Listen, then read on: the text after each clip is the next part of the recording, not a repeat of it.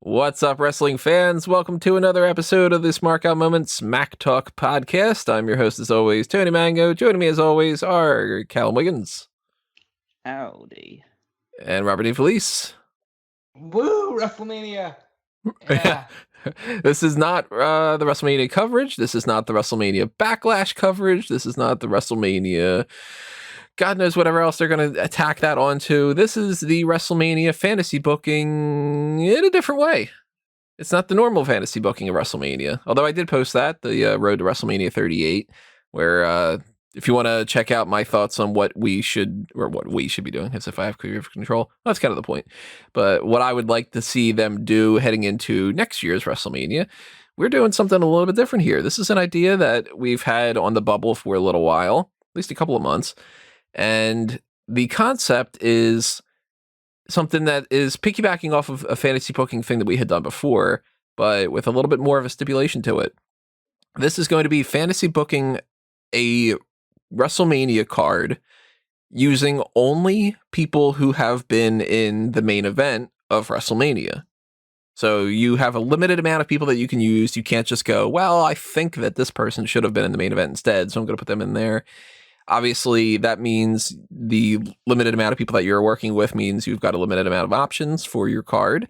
There is still quite a bit of people. There's what was the amount? It was like 1, 2, 3, 4.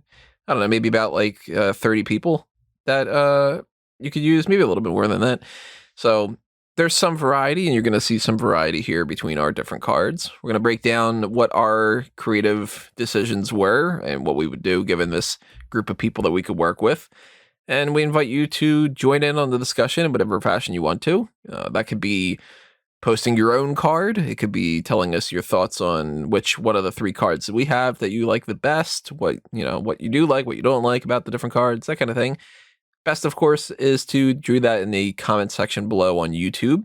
While you're over there, hit the like button, hit the share button, hit the subscribe button, ring that notification bell, hit the applause button, and hit the join button if you want to be a part of the membership side of things. That is the same thing as the Patreon. Patreon.com/SmarkOutMoment is the best way to help us grow, to help us pay the bills when it comes to these things, keep improving things going forward, continuing to have the motivation to do things, and then to set aside the time to be able to do things.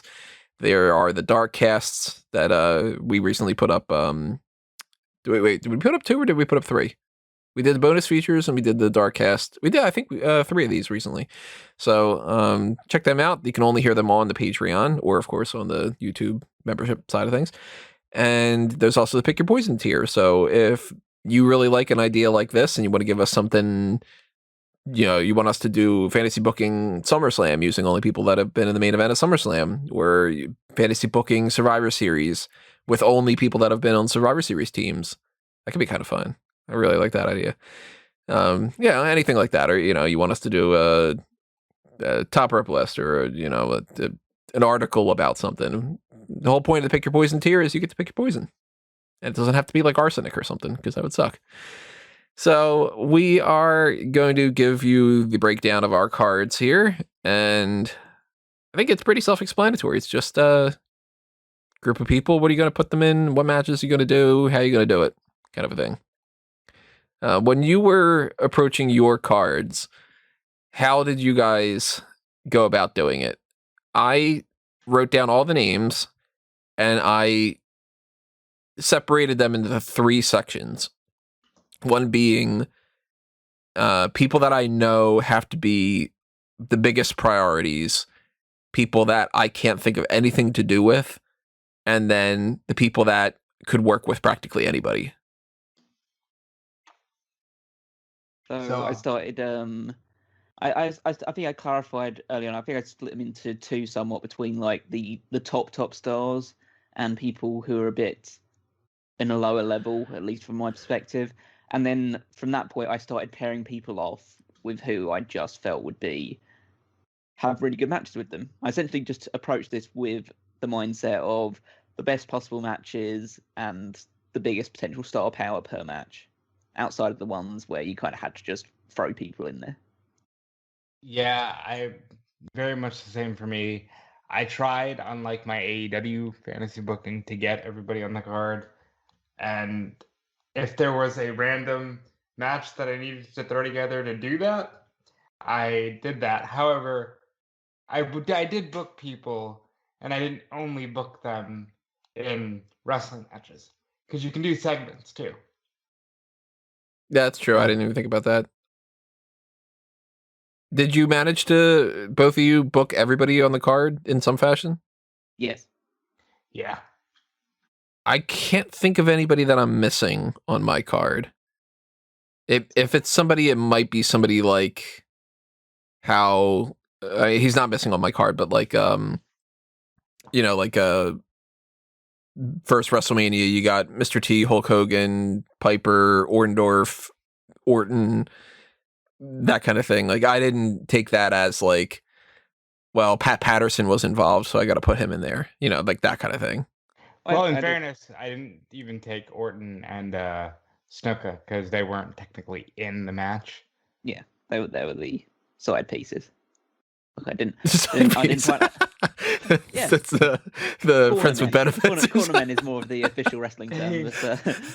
But, yeah, they were just their side bitches on the side of the ring there. But Jimmy Snuka playing the role of ring rat. I don't want to go down that rabbit hole, unfortunately.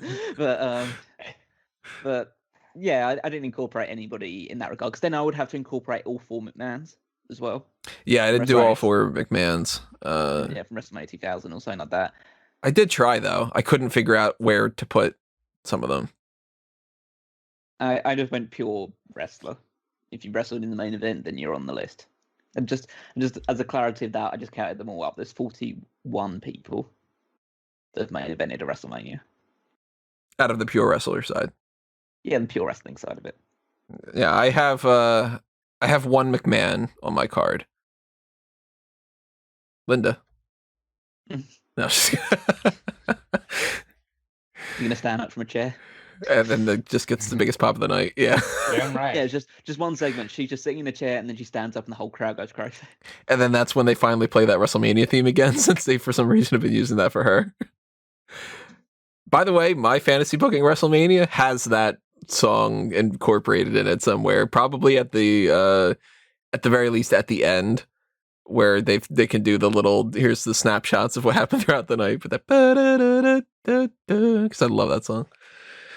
I didn't go that deep into details trying to figure out, the commentary team and all that other kind of stuff, just because, I don't think that anybody really cared. If you want me to, I can. Well, I'd say a commentary team for me is pretty straightforward. If you're going for the two-man system, it's JR and Bobby Heenan for me.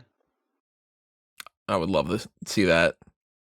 More so I'd probably do a 3-team and just throw in Grill Monsoon on that, actually, just because they're good together. Will you be serious? Oh, stop. So, who wants to go first? I'll go first if you don't want to. Okay. I'm not gonna argue that. Yeah, go ahead, Simon. You get this off. Yeah.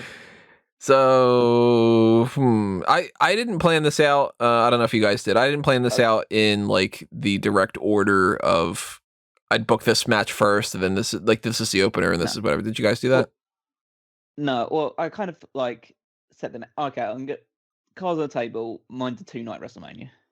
I wanted to do that, and I couldn't figure out a way to split things up. I have 8 and 8 matches.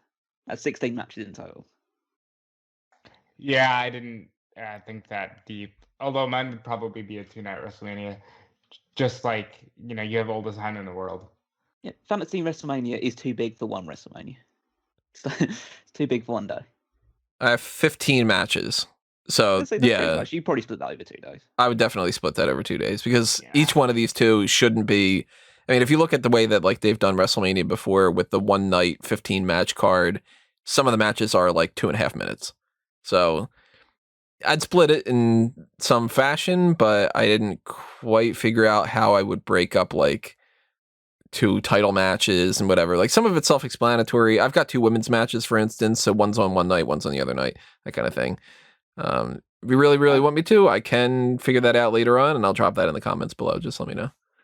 I am very interested to see how much crossover there is between our cards. Yeah. Because I actually feel like there's a lot of matches. Not a lot, but there's going to be some matches that we're either all going to have or at least would have all considered. I'm assuming that there are 1, 2, 3. There's 4, actually no, 5 scenarios that I can imagine. Actually, no, 6. 6 scenarios that I can imagine we have something either exactly the same or very, very similar. In general, not to spoil anything, the Austin match, the Angle match, the Benoit match, the women's match, and or, a second women's match, and the Andre match. Those are the ones I'm assuming we're going to have the most crossover with. Yeah, whereas, I think that makes sense as being ones that will be fairly similar. I'm going to say the one person that we're going to have that nobody's going to have the same match with is going to be Triple H. Probably. Potentially, yeah. Well, if we end up having the exact same thing, it's going to be like, oh, God damn it. We just pull out all the same card across the board. Also, I completely neglected to make the joke at the time, but we have all the time in the world. If you love the song We Have All the Time in the World, we talked about that on A Review to a Kill, the James Bond film franchise breakdown podcast that we have going on fanboysanonymous.com. Check that out if you're interested, because the On Her Majesty's Secret Service episode is up. And the best Bond movie, at least so far. Number like 16 or something for me, but actually it's going to get further down and further down and further down. Either. Well, I mean, come on. I already have a note about that for The Tomorrow Never Dies. So, yeah, check that out over on fanboysanonymous.com. Show support over to the Blue Brand and check out everything that's happening over there. Subscribe, follow, all that good stuff. So, I'm going to go with my card from, I guess, the bottom up, because I kind of wrote this down in order of like importance, even though, of course, I'd probably split it over 2 nights. So, having 15 matches makes it so it wouldn't be a dead even between the two. But then again, you just make one of the matches a little bit longer. And, that's how it works. So the match that I'm the least interested in, and the only match that I couldn't figure out what to do with these guys based off of the other things that I had been working on, is a triple threat between Chris Jericho, The Miz, and Seth Rollins. It's really just kind of a way to get them on the card. And there was nothing left for any of them that I felt was good enough, because, spoiler alert, I was thinking about doing, potentially when I got towards the end here and I couldn't figure out what to do, I was thinking about doing Seth Rollins versus Bam Bigelow. And I thought that it might, because I really didn't have a whole lot of other options. And I was like, well, that could be a fun match. Like, Bam Bam's good in the ring and everything, and Seth Rollins could be. And then I was like, yeah, but I don't care. Like, why would that be a match? Whatever. So the more I thought about it, the more I was like, let's do this. Let's do a triple threat. Let's have Jericho be the Y2J type of babyface. He can make fun of the Messiah Rollins character and the A-lister Miz thing. Miz can be like the real weasel of the bunch. It's the absolute weakest thing of the entire card, but I just didn't want to move around anybody else to figure out anything that I liked other than that. All the other matches that I had, I'm like, no, I like that better. So if I can figure out another thing, I might change that down the line or whatever, but so far, at the very least, I couldn't think about that. And I'd probably have The Miz tap out to the Lion Tamer. This match I thought was pretty fun and interesting, and just kind of a way to get a bunch of people on the card without doing a battle royal or anything like that. We've got Money Inc., which is made of Ted DiBiase, of course, that damn Ted DiBiase with that watch. Paul Orndorff, Mr. Wonderful. The ace that they've paid for, essentially, to, be the muscle of the group, Psycho Sid. And a heel, Lawrence Taylor, against Team Warrior, which is made up of the Ultimate Warrior, the Scottish Warrior, Drew McIntyre, somebody who knows a lot about combat, Sergeant Slaughter, and from the A-Team, Mr. T. This is the weirdest match I've got on the card. By far.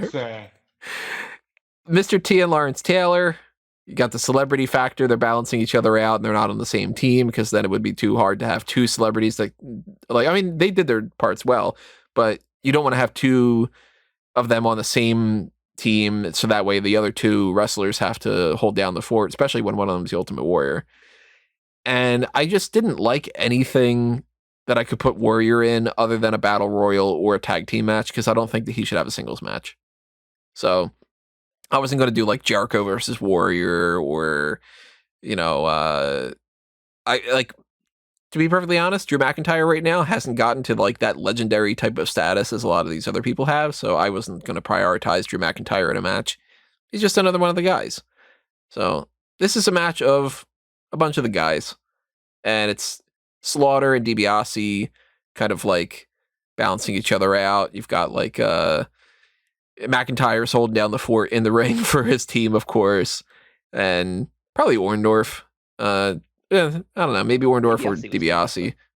Yeah. Probably DiBiase more so than anything else would be like the one holding down the fort for their team. Sid, of course, is the big tall guy, so he's the one that's like, if we reach a point where somebody has to be like brawling on the outside and, you know, keeping away from everybody else, it'll probably be like Sid and Warrior fighting on the outside and whatever.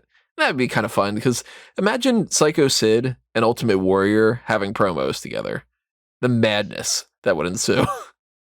You got one just going like, "From the heavens, the airplanes are gonna crash down," and then Sid's just like, "I got half the brain that you do. Can we do this live?" Just kind of, you know, pure madness, insanity, the gaga, that kind of stuff. And of course, the babyface team wins. Because why not? Yeah, you got to have like Mr. T and all them, you know, posing in the ring and being all happy, and maybe they win because Lawrence Taylor turns on the team if you want to make him more of a babyface, but over time we've seen that might not be the case. You knew this match was coming in some fashion. The old big man buffet that I do all the time, the super heavyweight scramble, which is actually just a triple threat instead of 15 other people involved in all that.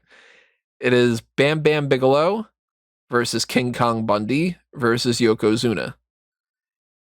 And it's basically who's the king of the big men, with Yokozuna winning, because he's, you know, Yokozuna, that's his name. Bam Bam's great in the ring. Yokozuna's great in the ring. King Kong Bundy's there. And mostly it's Bigelow versus Yokozuna, a match that I think that might not have been the best match in the world, but, you know, on a marquee, you get these three standing in the ring with each other, and you got somebody like a Monsoon being like, "There's a whole lot of beef in the ring," you know, like that kind of thing.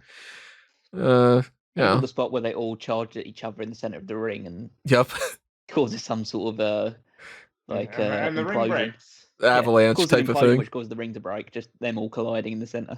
Yeah, and then you get like Bigelow does his moonsault, Bundy does like a splash, Yokozuna does the leg drop type of thing, or the bonsai drop, or whatever it might be, like all over the place. You know, it's just giant super heavyweights clashing into each other, or as Big E says, slapping meat. You can do that. It's actually quite good. It's like, it's a match so big it registers on the Richter scale. Yeah, like that. You know, it's the type of thing that it works so much better in the 80s or early 90s or something. Obviously now, with, you know, the leg slapping era type of thing, people aren't going to be going nuts because they're not doing topes and stuff. Well, I don't know. Maybe somebody could pull it off the way that some of these people are. Yeah, it's self-explanatory. It's just, you know, a bunch of big dudes clashing into each other. This match I'm actually really, really into. Edge versus Roddy Piper. I think heel Edge against edgy Hot Rod, the promos alone are fantastic. And you got like, Piper's the type of guy who, even though he's a babyface, he's gonna like rake your eyes and stuff. You got the ultimate opportunist who's trying to cheat in the match and everything. It's like neither's the dirtiest player in the game, but it is kind of like who is the dirtier fighter kind of a scenario. And just let them do their own thing. Let them have full creative control. I wouldn't even tell them what to do. Just be like, you guys figure it out. I'd imagine that would be fantastic. I would like to see it. It was very close to being on my card. I'll say that. Really? I'm saying, I'm saying similar, but not quite the same. Huh. That's pretty cool. I've got Brock Lesnar versus Batista, the Beast incarnate against the Animal. It's like I wrote down Godzilla versus King Kong, essentially. And Batista is the babyface here. Lesnar is the heel, and heel Lesnar is somebody who you pretty much protect. So heel Lesnar wins. I like it. Mm-hmm. On a similar boat, this would be on the opposite card, like the opposite night kind of thing. You got Andre the Giant against Big Show. You're gonna need a bigger boat. So that's just, come on. You got the Giant against the Giant. You know, it could be like, it's a father and son thing. The family affair. Yeah. If I could, even though they don't really kind of count, but they, you know, I mean, they're managers. So if I put them in there, that kind of a thing, you put Paul Heyman with Big Show and you put Bobby Heenan with Andre just to get the talking element of that, even better. Yeah, that element actually excites me more. And Andre wins. Because after all, Big Show would have to be the heel. Unless he's playing like, you know, goofy Big Show kind of a thing, which I don't like goofy Big Show as much. So Andre wins. He cements himself as the Giant, Andre the Giant. And Big Show can play the part of the one who has to be like a crybaby afterward and everything. Dad, never let me win. You never let me win anything. Then Andre can give him noogies and be like, you knucklehead. Never seen that movie, never will. I have a mixed tag team match. Triple H and Stephanie McMahon against Macho Man Randy Savage and Miss Elizabeth. Holy shit. I did not see that coming. How is that close to my match? And I can probably just tack that on. Like, wow. Imagine that. Yeah, I mean, it's interesting. It'd be a really good way of getting across it. Savage is the heel. No, I'm just kidding. Obviously, Triple H and Stephanie McMahon are the heels here because they are, when they're a team and they can do that kind of a thing. Like, as far as on screen, I much more prefer Triple H and Stephanie McMahon doing something like that than just kind of being like, oh, we're laughing it up kind of a thing. Although that is fun once in a while. But you can't have Miss Elizabeth be a heel in this scenario. So you got, of course, Elizabeth and Stephanie aren't going to be in the match long. They're there to be like, you know, extraneous and to have their moments here and there and whatever. But Triple H, he's got the size advantage. Savage has like a finesse advantage. I think that they could put together a hell of a match. I think that Triple H is somebody who puts Randy Savage in an underdog kind of capacity because Triple H is bigger. And eventually, of course, you have Savage and Elizabeth win. Because I'm much more pro babyface winning on Mania. I've got Lesnar winning and some other people here and there, but babyfaces should win a Mania for the most part. Of course, this match would never happen. Oh God! Imagine the context that some people would put onto that. We're just talking about that now. The feud. Yeah, like, good Lord, Tony. That's why I was like, wow, going right there. As soon as you start working towards that feud, people just go, you know. You get somebody backstage being like, so, like, why do you guys hate each other? Somebody else is just kind of like, I'm not going to talk about it, kind of thing, you know. But that'll get people talking, you know.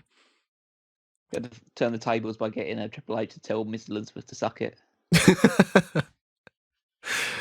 We've got an Savage freaking out at Triple H talking with Elizabeth to suck it. That would be one of the best moments, just because his facials would just be like, "You motherfucker, I'm gonna kill you."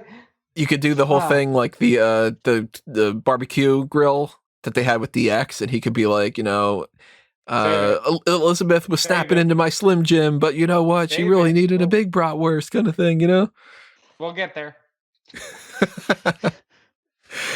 We got an Intercontinental Championship match. The workhorse belt gets put on two workhorses here. Daniel Bryan against Chris Benoit. And I know, Chris Benoit. But we're pretending that obviously none of that stuff happened. He's a WrestleMania main eventer. Right. Yeah. As much as they want to redact it. Look, I struggled a lot. Like, actually, I'll say this. There's a multi-man match on my card that you wouldn't expect, because there's so many good, just pure wrestlers on the card that I ended up going, gonna have to throw some of these in there. And Bryan Benoit was a match I very much considered. And it's another self-explanatory thing. It's just let them wrestle. I was thinking about giving it a submission match, kind of like stipulation going on, but then I don't think it needs it, because they can have more variety if they don't have that they have to win by submission type of thing. But I would ultimately have Chris Benoit tap out, because he's still Chris Benoit at the end of the day, And Daniel Bryan's more of like the babyface that I would want to cheer for. So we've got the Hardcore Legend Killer match. It's a match we've seen before, Mick Foley versus Randy Orton. But I think that if you can set it up where you're working into the idea that you haven't necessarily seen it before, you were playing fantasy scenarios here. You've got Randy Orton has Cowboy Bob Orton by his side, and Mick Foley has Jimmy Snuka by his side. And Randy Orton wins, because can't have all baby faces winning. And Randy Orton beating Mick Foley makes sense in that kind of scenario. Randy Orton is the guy that you give the win to more over a guy like Foley, who's the lovable underdog who comes out short. Not the most inspired match, since we've already seen it before. That's happened here and there, but, I thought about doing some other matches with Foley, and I thought about doing some other matches with Orton. None of it clicked. Like, part of the thing I was thinking was like, oh, it would be kind of fun to see what would happen with like Brock Lesnar and Mick Foley. And I'm like, yeah, but really? We really want to see that? Isn't he just going to give him German suplexes? In a different world, I would love to see that match. Like, if the 2002, like if the Brock that main evented 19 went against the Foley from, when he was headlining, I'd very much want to see that match. I thought about doing Psycho Sid versus Mankind, but I'm like, nah, no. I'll throw Sid in the multi-man. Just couldn't think of anything other than that. And I figured, you know what? That's fun. Let's just see a different variety of that. You got the biggest dog in the yard casket match. The Roman Reigns versus Undertaker, but for real, not the Undertaker and Roman Reigns match that we got. Hey, this is how in sync we are. I have an Undertaker match that also has for real. Yeah, give me like Mania 24 Undertaker against current tribal chief Roman Reigns. And I thought about going with the street fight, but then I was like, I got another no DQ match with that Foley match, so let's go with casket match. Casket matches are fun, and that's a way that Roman Reigns can lose without taking a pinfall or tapping out. That's so wild how like little elements of our thing click. For real. I got the two women's matches. One of them is for whatever women's championship, and the other one's for whatever women's championship. And it doesn't really matter. Give them the Raw one, give them the SmackDown one. It's the same thing. So one of them on one night is Charlotte Flair versus Ronda Rousey. And it's just kind of, I didn't like any of the other matches with Rousey. To do like Rousey Belair, Rousey Banks, we've already seen. Rousey Becky Lynch, we've seen with the Flair thing. We didn't get the Becky Lynch versus Ronda thing, but I didn't think that was strong enough because I think that the man thing was kind of like, I got a feeling when she comes back, it's not going to be as big of a deal, kind of. So instead, I've got Sasha Banks versus Becky Lynch versus Bianca Belair. It's the man against the boss against the EST. I wish we had more variety of options, but good enough, I think. And Lynch makes Banks tap out after Banks takes a KOD. So that way Belair kind of is like, well, I contributed to the finish, but Becky Lynch wins. Sasha Banks loses all these matches all the time, so she taps out because she's like the heel of the bunch. And Flair is the heel and beats Ronda Rousey because you got to have some heels win every once in a while, and Flair is Flair, so of course she ends up winning.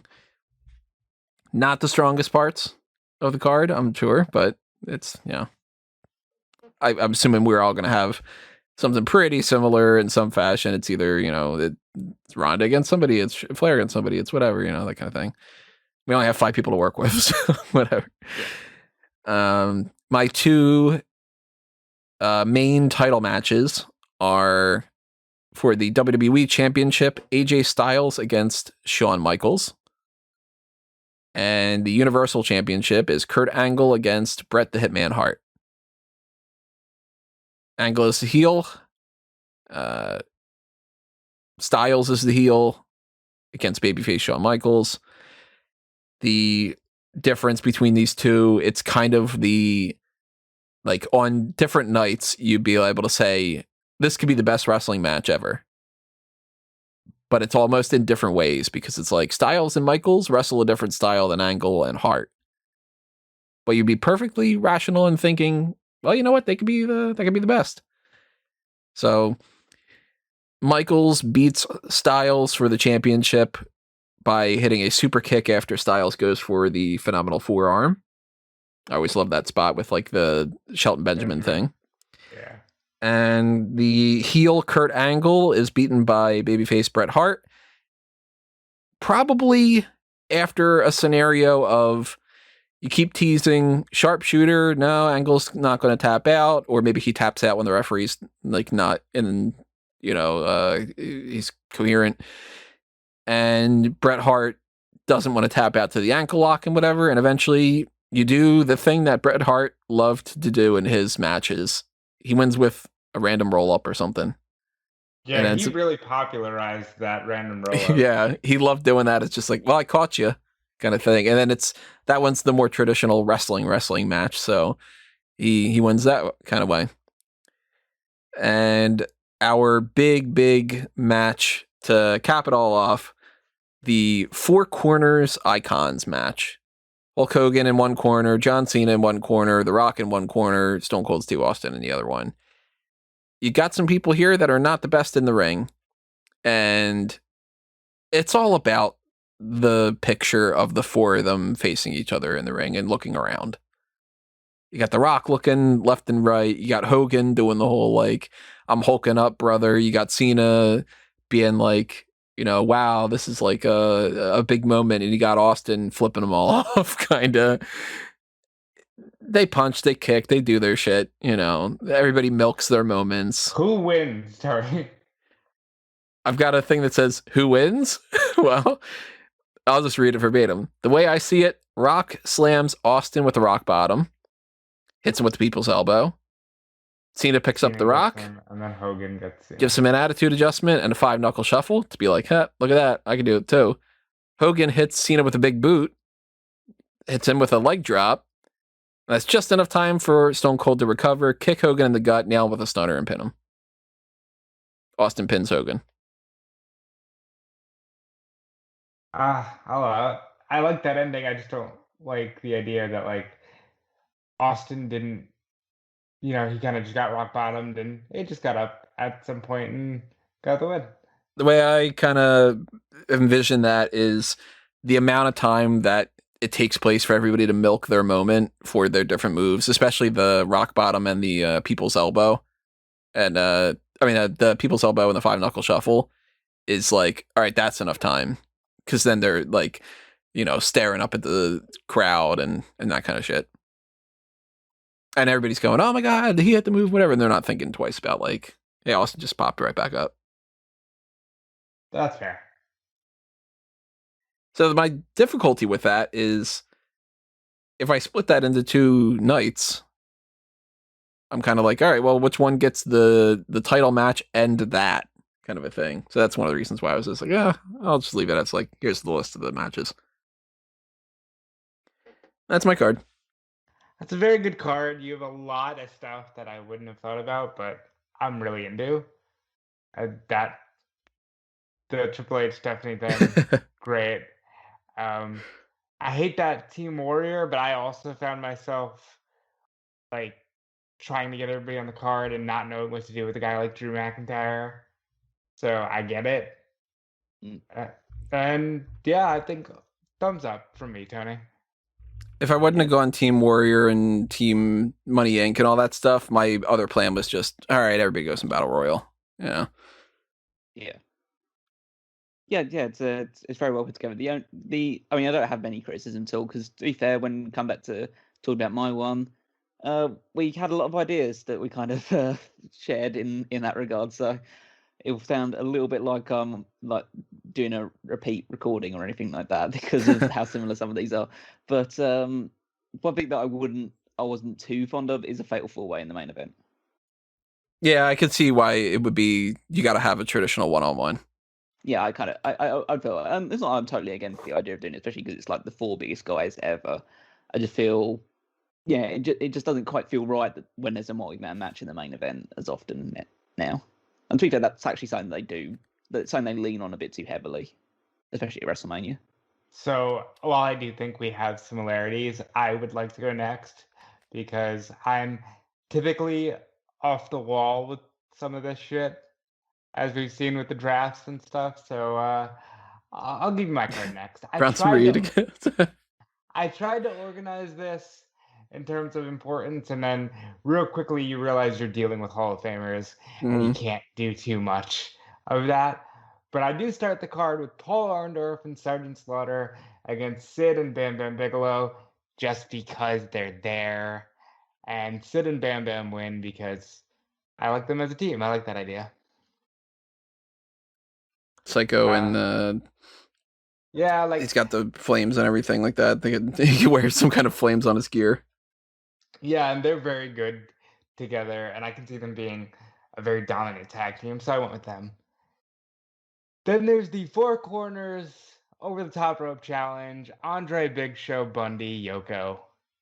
It's the big man buffet, it is what it is. I didn't give Andre and Big Show their own match just because I think even in general, like, the season has passed where that sounds like it would be special. So I'm going with, okay, they're all big. Let's see if they can get each other over the ropes. Yoko wins because he's legitimately the biggest of the 4. He's 600 pounds. So Yoko wins. I've always been a fan of Yoko. Absolutely think this would have been a fun spectacle to watch. Curious, what do they win if they win anything? Because there's been the whole, like, you win some money, the how much was it? Was it like 10 grand or something for the one? I would probably just be like a trophy, or just in general, like, here's a feast. You could set Vince McMahon up here, and the winner gets this lavish feast or something. Just tie it to the KFC or something. Yeah, something like that. Yeah, Yoko would definitely win that for me. And immediately, like, right away, you start getting into top level guys, because I got Randy Orton against Roddy Piper. This is simple. Piper Orton, WrestleMania 1. I just feel like this is the way to go. Almost went with Jericho, Piper instead. I almost went with Randy Orton against Randy Savage. It's all matches I was thinking about. There's so many guys. So Orton wins that because he's the legend killer, and obviously he's the heel, but sometimes heels got to go up. Speaking of heels got to go up, hardcore match: Mick Foley against Seth Rollins. Mick Foley is a master at getting young, athletic heels over in great hardcore matches. Rollins, as he did the main event, would have been right for the picking with this kind of match. And Rollins does win. There'd probably be like a curb stomp into some thumbtacks or something really gnarly, like just real bad. Here's my bathroom break. Miz TV featuring Mr. T and Lawrence Taylor. You're not getting me to book the Miz on this card. I looked up and down. I went, this is the best way to get rid of more of the offensive people on this card. Miz, it can start out with, Mr. T, like, hey, I'm an A-lister. I can be on the 18, something like that. And Lawrence Taylor comes out and they tease fighting each other and then they just beat up the Miz because baby faces and all that. I like that idea. That's a good way to get the celebrities involved without having them wrestle too. Yeah, I was like, there's no way I'm putting them on this card. All right, Ultimate Warrior against Batista. It's not going to be pretty, but it'll be fun. And they'll shake the ropes. It'll be a good time. Good time will be had by all. Shake the ropes match. Warrior goes over because gotta have a little bit of realism in there, and Warrior's not doing the job for Batista. I would have a lot of fun watching this, actually, because they're pretty top stars of their era. So I'm imagining Batista on the ramp pretending like he's shooting that Gatling gun, and Warrior running around pretending like he's dodging the bullets. See, they have a lot of fun. There's the stupid basketballs don't hold grudges. There's Blue Tista. You can do a lot with the build to this of just funky stuff like that. Roman Reigns versus The Rock, because when you look at a guy like The Rock, you start to go, do you put him against Austin again? No. Do you put him against Hogan again? No. There's that Michaels match, but I got another idea for that. And you end up going, all right, I think this would be best played to his strengths. Yes, it's the most realistic one outside of the ones with the women, but I think this plays to the strengths of the character, and I have The Rock going over. So, speaking of the women, Bianca Belair and Charlotte Flair. The women. This is a match that should absolutely headline WrestleMania soon. I think that these two women will have the best chemistry on the mic. I wanted to put Banks in this and give Becky and Ronda their spotlight, and then I thought, you know what? I think this will be a better singles match, as if anybody will ever actually see it. And I went with this, and I went with Charlotte winning because realism, baby. Charlotte goes over. And because we have no concept of time because it's in our imaginations, 60-minute Iron Man match, Bret Hart, Daniel Bryan. Daniel Bryan wins, gets the begrudging respect of Bret Hart. I can't imagine any better wrestling match if you take these two guys in their prime. So Hart's the heel? It'd kind of be like babyface, but Hart would lean towards heel as he did in the Michaels match. He just started working heel because the match was better suited that way. Texas Death Match. Stone Cold Steve Austin, Brock Lesnar. Austin wins.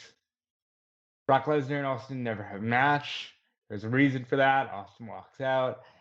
There's a lot you can do with Stone Cold, but then you just start to go, I think this would be a lot of fun. And I think Brock would have fun bumping around for Austin. I think Austin would have fun throwing down with Brock. And obviously get Heyman involved. He gets soaked with beer. He takes some stunners. He'd have a lot of fun,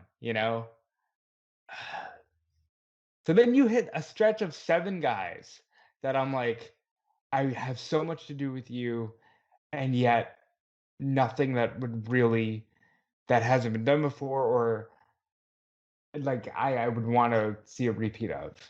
So first you have Chris Benoit against AJ Styles. I think that match would have been great once upon a time.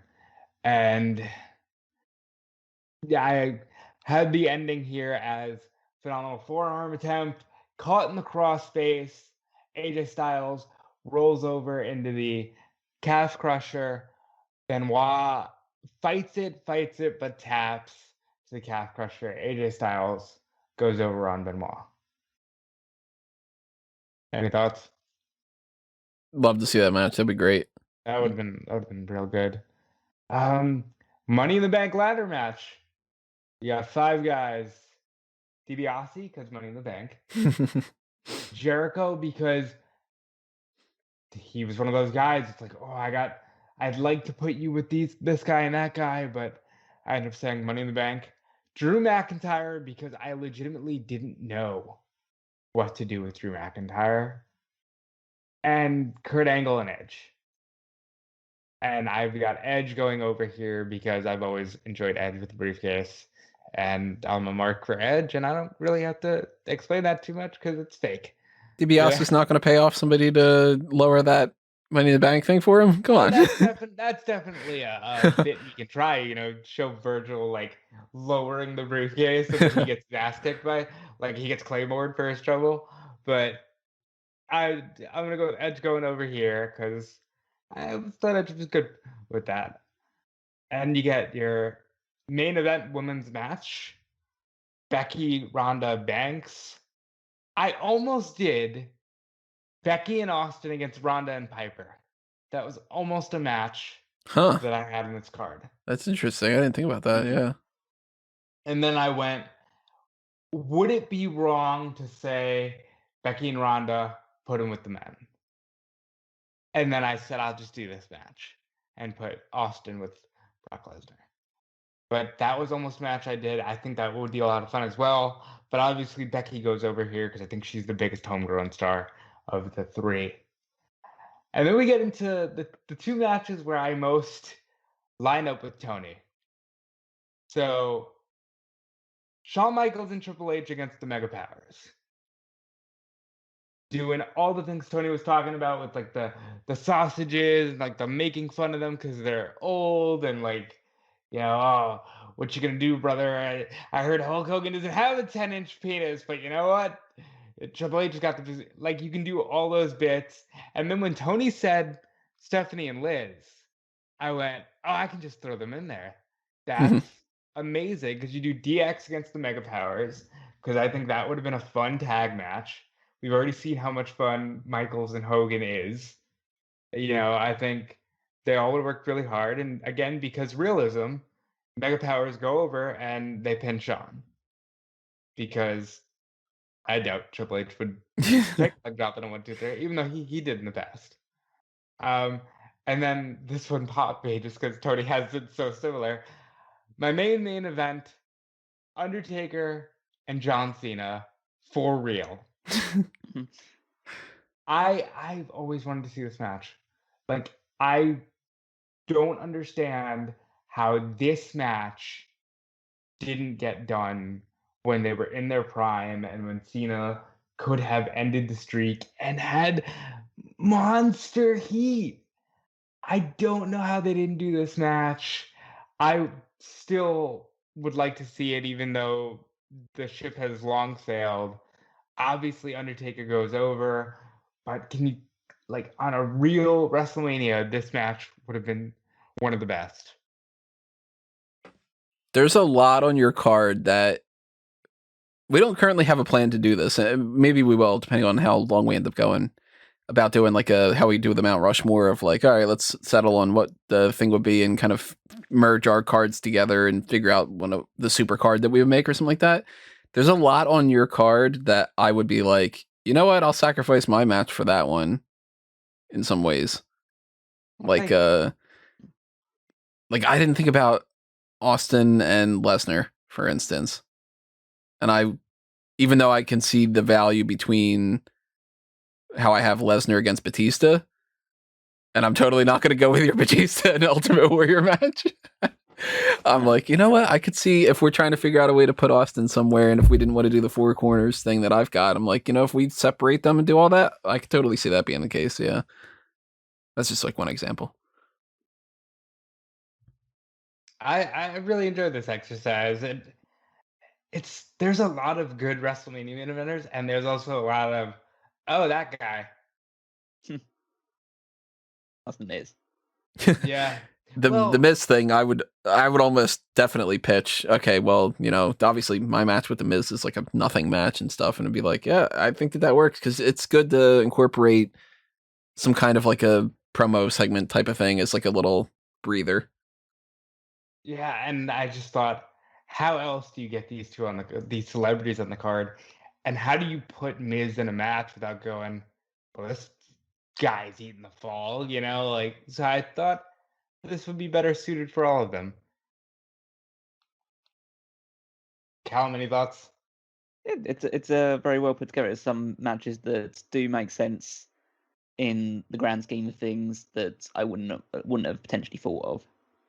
Honestly, the one that sticks out to me is one that I think sounds good in theory, but I wouldn't put on WrestleMania, is the Mega Powers versus DX.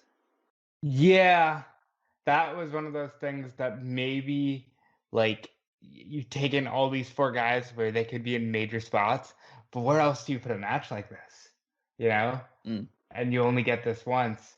I tried to book like a chamber, like how Tony had the 4 corners icons. I tried to think, what if I just got like the top world champions in a chamber, and it's a real wrestling match kind of end where they're gonna step inside this cage.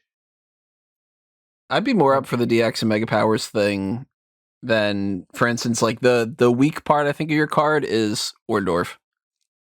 Well, yeah, but like that's literally the throwaway.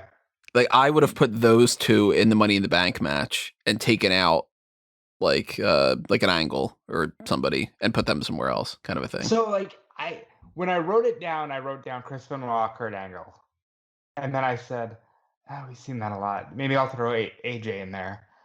Maybe I'll throw Edge in there." And then I went, Jericho and DiBiase. I don't want to see that match. So I ended up just shifting them around, and I got the combination I got. But that's really hard. There's so many good ones in that match. What was your Bret Hart match again? Oh, that was Daniel Bryan. Iron Man with Daniel Bryan. Which, that's another one. You got like, you do Bret and Angle. You can do Bret and AJ. You can do just so many. I thought about for a second like McIntyre, Undertaker, and then I went, I love Drew, but best of all time card, you're getting thrown in a multi-man.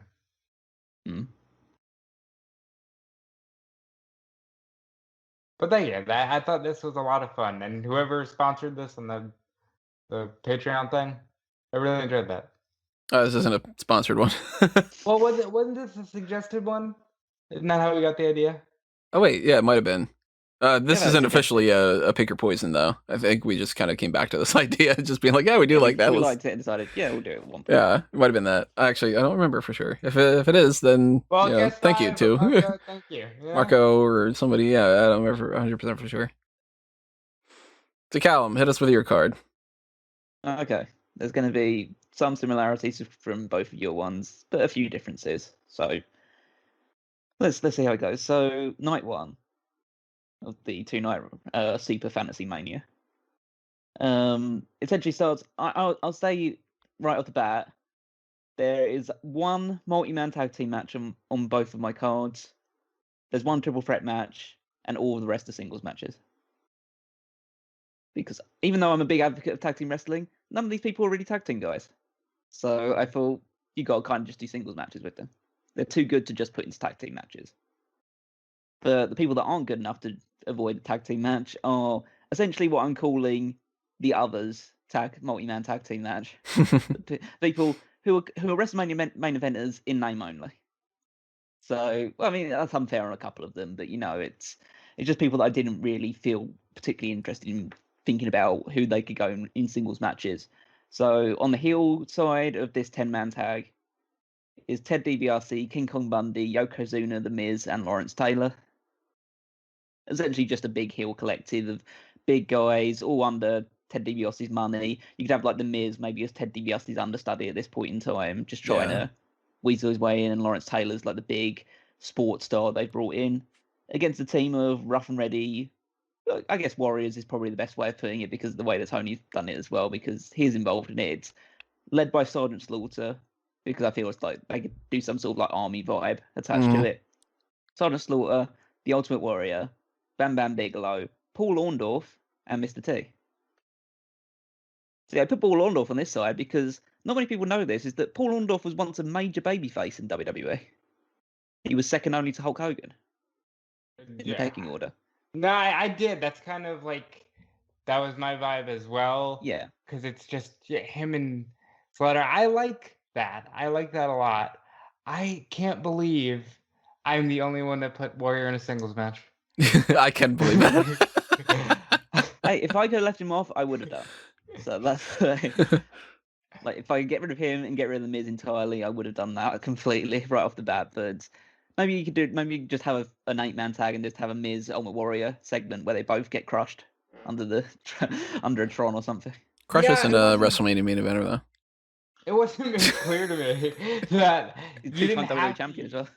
You didn't have to use all of them until Tony started talking. Where he was like, let's just see what we came up with when we had all these options. It wasn't. If I'd have known, I could have left some people off. Maybe like a Miz wouldn't have been on the card at all. But I like that match a lot. I would have felt like I'd failed if I hadn't put all of them on the card. That's fair. Yeah, I felt the need to, because I was like, even if I needed to, if I would have had some kind of a battle royal and I had a whole bunch of the big guys and I still had like somebody like Seth Rollins left, I'd have been like, okay, let's go with like the Miz being in there because he's the guy that's like, oh, I could beat all these big guys, like that kind of thing or something. But like, so you really don't feel Seth Rollins, huh? Because I keep noticing that you're putting him in that like, I had no idea what to do with him. Yeah, I don't know. I'm not like, Rollins is great in a lot of ways, but when you put him in a list with Piper and The Rock and Austin and Styles and Angle and Hart and Undertaker and all that, then I'm like, then he's on the same level as like McIntyre for me, where I'm like, look, they're great for what they are, but at the same time, low priority. Rollins is quite an interesting one for this list as well, because his WrestleMania main event status is that he was in one match for 3 minutes that he wasn't in at the start of it. Right. So it's interesting that he just snuck his way into this entire thing in the first place. Like, I'll bring up this as if we decide to do that. I don't know if you guys are going to be up for it or not, but the whole like merging the cards thing. But I really like this DiBiase Money in the Bank ladder match type of thing. Rollins to me is a guy that like guaranteed goes in there instead of being elsewhere. That kind of deal. We might be able to do that. I don't know if we'll be able to agree on it as well, but yeah. We'll see. We'll see. We'll probably try to record that after like a little separate thing and see if it ends up working. And if it ends up being like, nothing ends up working out, then we'll be like, okay, Well, to be fair, I have plenty of crossover in certain aspects, but anyway, continue. Anyway, something that people probably wouldn't expect from me. I don't think people would expect me to put Psycho Sid in a singles match. Nope, I wouldn't have expected that. So, first blood match, Psycho Sid against Drew McIntyre. Because I think they would beat the fucking shit out of each other. Scottish Psychopath against Psycho Sid. Yeah, exactly. That's Psychopath against Psycho Sid. And I just thought, yeah, these are two huge dudes. I could see them having a pretty fun first blood match. Get a pair of scissors out there. I feel like that's one of those matches that if it was real, I'd be sitting here on this podcast like, that's the one I'm looking forward to. Yeah. That's going to be so much fun. And you guys be like, what the fuck is your problem? Well, I put it on the card, so I would be somewhat excited about it. I'd be down for sure. Yeah. Next I have something that I think we've banded around, but no one's actually done it until I've come around. Roddy Piper versus Chris Jericho. I felt I had to put Chris Jericho in a singles match because Jericho's so wildly mispositioned. Like, for somebody who's had such an enormous impact on the business, I feel like he deserved to have not just be thrown into a multi-man match. Then I thought a match with Piper, they could do the shtick that I wanted to see more of really in the Jericho MJF match from a couple of months ago, which was essentially them just out healing each other for the entire match. Like my my Edge and Piper thing. Yeah, pretty much the same way. And Piper would be obviously lean more towards the babyface side because it's like he'll be the more of the veteran. in the same way that Ric Flair cheats in his match, but we let him slide because it's Ric Flair. Yeah.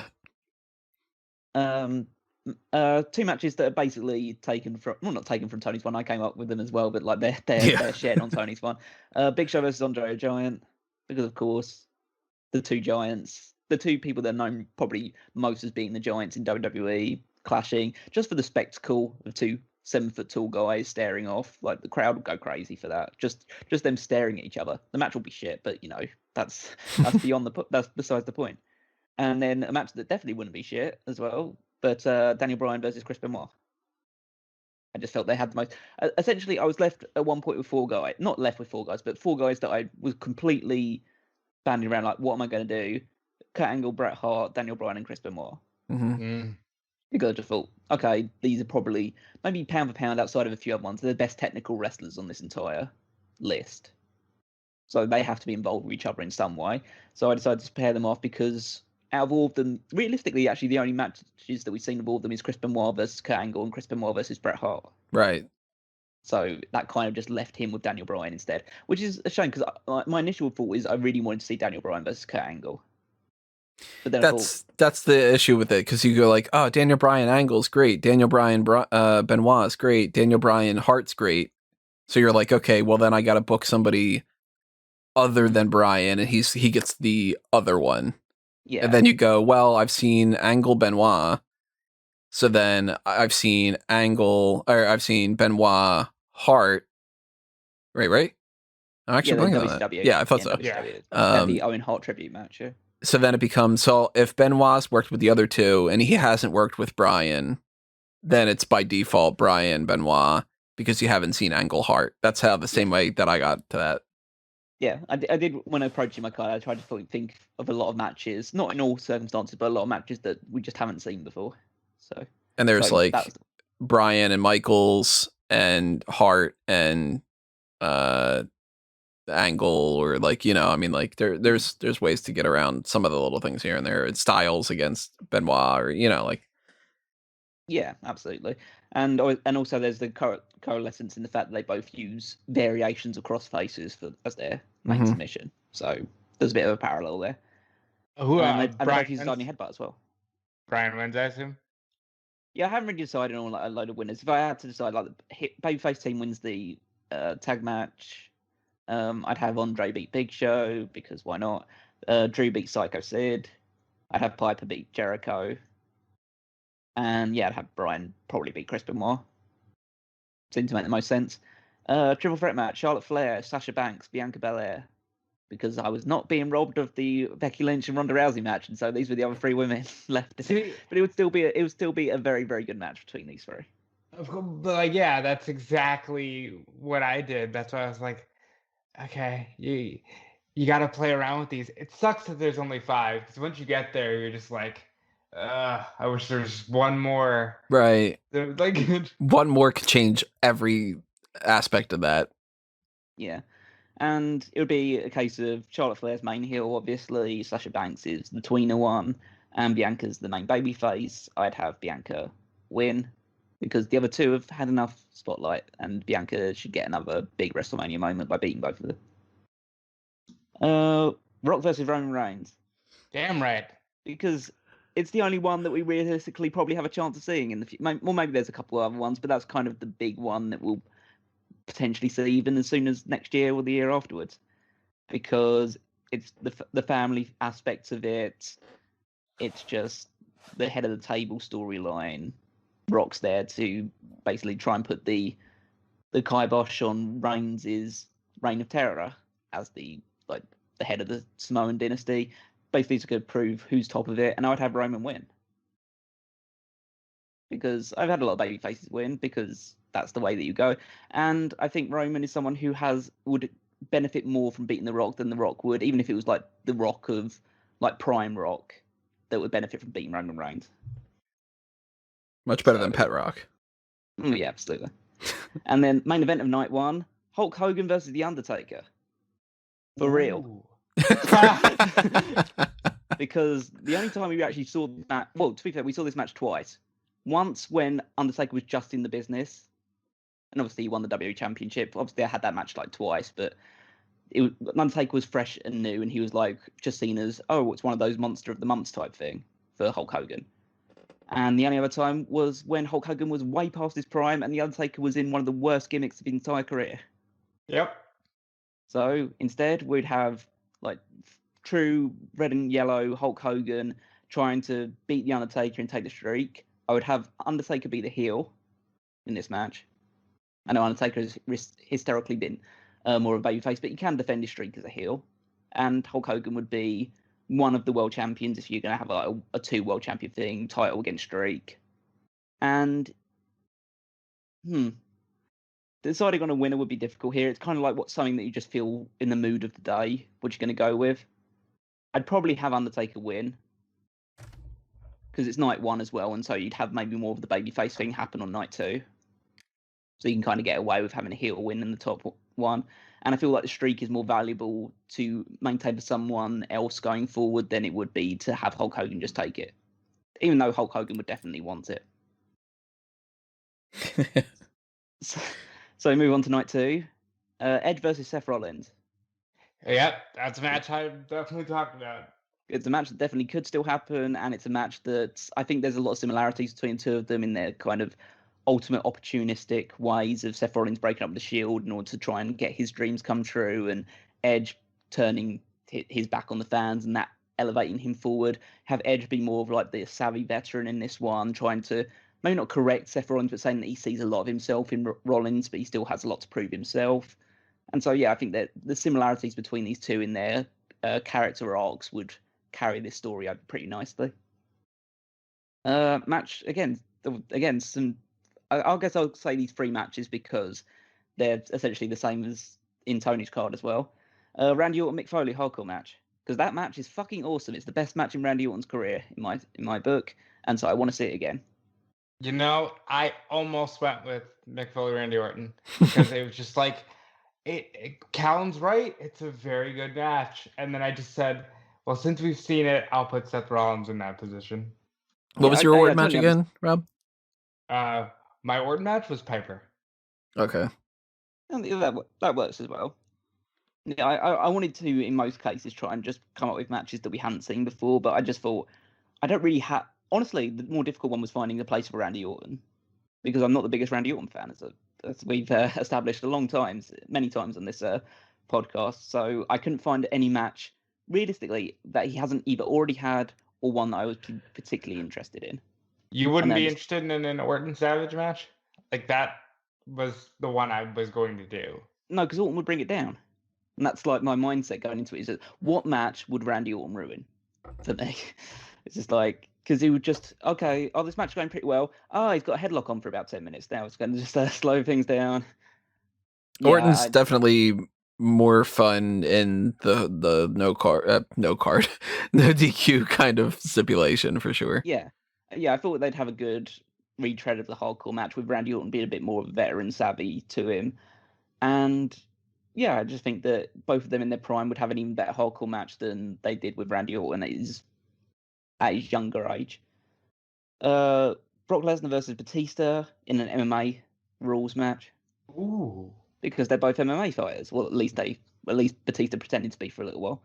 And so I think they could do that in some sort of octagon style setting. Obviously, it's still scripted pro wrestling, but you have them just battle it out with each other in that style, because it's something a bit different on the card rather than just having another straight singles match between the two.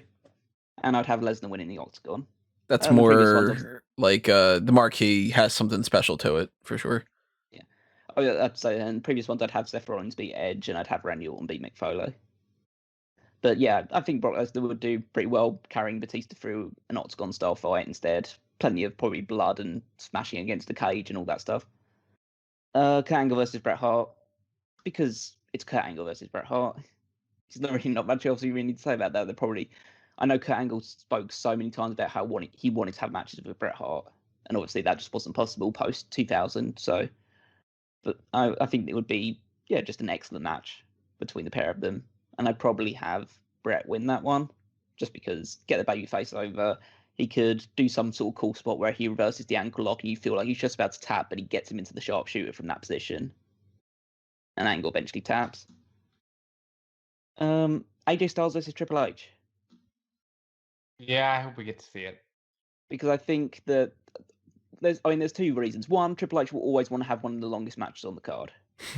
That's something that's basically out of your control. So who do I trust to have a really long match with Triple H and it to be really good? AJ Styles. And I think AJ is someone that could work well with Triple H because he can bump well for him. He's the smaller guy, so Triple H can demonstrate his power over him throughout it. I think that you can tell a good story about how maybe you could build a whole narrative, even though it's not true, about the idea that Triple H never wanted AJ Styles in WWE. That's why he never came to NXT. He bypassed him, that sort of thing. He was somebody that was maybe, you could say, politicking behind the scenes to try and keep AJ in the quote-unquote minor leagues, and he never thought that he'd be able to make the step up. So maybe you could build a story around that and have AJ win in that regard. Ronda Rousey, Becky Lynch. Probably the biggest women's match you could potentially do for WrestleMania. I understand Tony saying that when Becky comes back, the match wouldn't be as big of a deal, but I can do it at a time when Becky Lynch is a big deal. Right, it's fantasy. At any point in their history. So I would do it basically at WrestleMania 35, where they both were at that point in time, because it would have been a bigger match than adding Charlotte Flair to it. So, it's a shame that they didn't just add Flair to... What was the other match? There was no other match. They gave her the belt. Because she was the SmackDown Women's Title champion as well. So yeah, there wasn't actually the only other women's match was the Battle Royal. Was it just the Battle Royal, or was it where the tag titles involved? They weren't created at that point yet. Oh, that's right. They did do a tag. No, they did do a tag title match. It was that Fatal 4-Way tag match. Natty, Iconics, and Tamina and Nia. Yeah, and the Boston Bears. And you can't really. And they had a women's Battle Royal as well. Yeah, so Flair could have been in the Battle Royal. You know, come on, Tony. She could have won the Battle Royal. Realism, Tony. Well, no, she should have just faced Asuka for the women's title at WrestleMania. Yeah. But but yeah, we'll digress for that. It's just that Ronda Rousey versus Becky Lynch, if they're both at like their hottest periods in WWE, then that would be just it. And wouldn't even need to be particularly great. Just people would be clamoring to see that match. Randy Savage versus Shawn Michaels. I thought about it. It's a match. I did it kind of. Yeah. it's a match that they kind of like danced around for a while, and I don't know whether they actually end up. I think they had some singles matches. That was probably a point when Shawn Michaels was really, really early on in his WWE career, and Savage was past his peak to an extent. So putting them together both in their primes, I think that the way that they both approach match layout and development, especially Savage with how fastidious he is about everything, it could turn out to be like just a really, really fun, well put together match. So, and I'd probably have Michaels go over. I'd have Savage probably play. Actually, it's weird. I'd almost have them both. I have it babyface, and then they both do heel tendencies during the match because they both can play heel pretty well.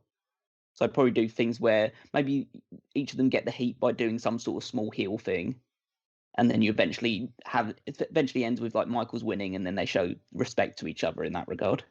You know what's funny about the way that this is working? I'm trying to categorize these in my head. We've got, I've got Michaels and Styles, Triple H and Savage. Rob's got Triple H and Michaels against Savage and Hogan. And you've got Styles and Triple H, and then Michaels and Savage. So we've got Triple H, Michaels, Savage, and Styles all kind of merging again like that Angle and Hart and Benoit and Bryan thing. I think we actually could figure out a combo card. I'm gonna put a pin in that. What I love is that I literally merged your matches. Kind of. And then the main event of night 2 and the main event overall is John Cena versus Stone Cold Steve Austin. Because I think Stone Cold Steve Austin is the absolute antithesis of everything that John Cena stands for. Absolutely. And they're both top babyfaces at different times, but Austin was a completely different babyface to John Cena. And John Cena is really, out of the two of them, he is the quote-unquote babyface. Because he's the guy that always follows the rules. He tells people to never give up, to just fight harder and all this other stuff. Whereas Steve Austin is just a guy who will kick you in the dick, even if he doesn't know you and stuff like that, and will drink beer over your fallen body and stun you, whoever you are, if you're in his way. And in this match, Steve Austin will be the babyface because the crowd hates John Cena. and Cena will try and wrestle his way, and the crowd will still chant for Austin instead. Cena will eventually get pissed off and start cheating. So he'll play subtle heel. He won't like turn full heel like following this match or anything like that, but he'll play the heel in this match. Just playing to the crowd, taunting them, because Cena can do that, and he can do that really well. We saw that at ECW One Night Stand, so he can do that side if he needs to. And then Stone Cold Steve Austin eventually stuns him, gets the victory, because I think Stone Cold should win that match. But I just felt those two were just so polar opposites that I thought, yeah, that's the kind of match that I want to see at the end of it. Like two people that people could kind of side with one over the other, depending on your preference.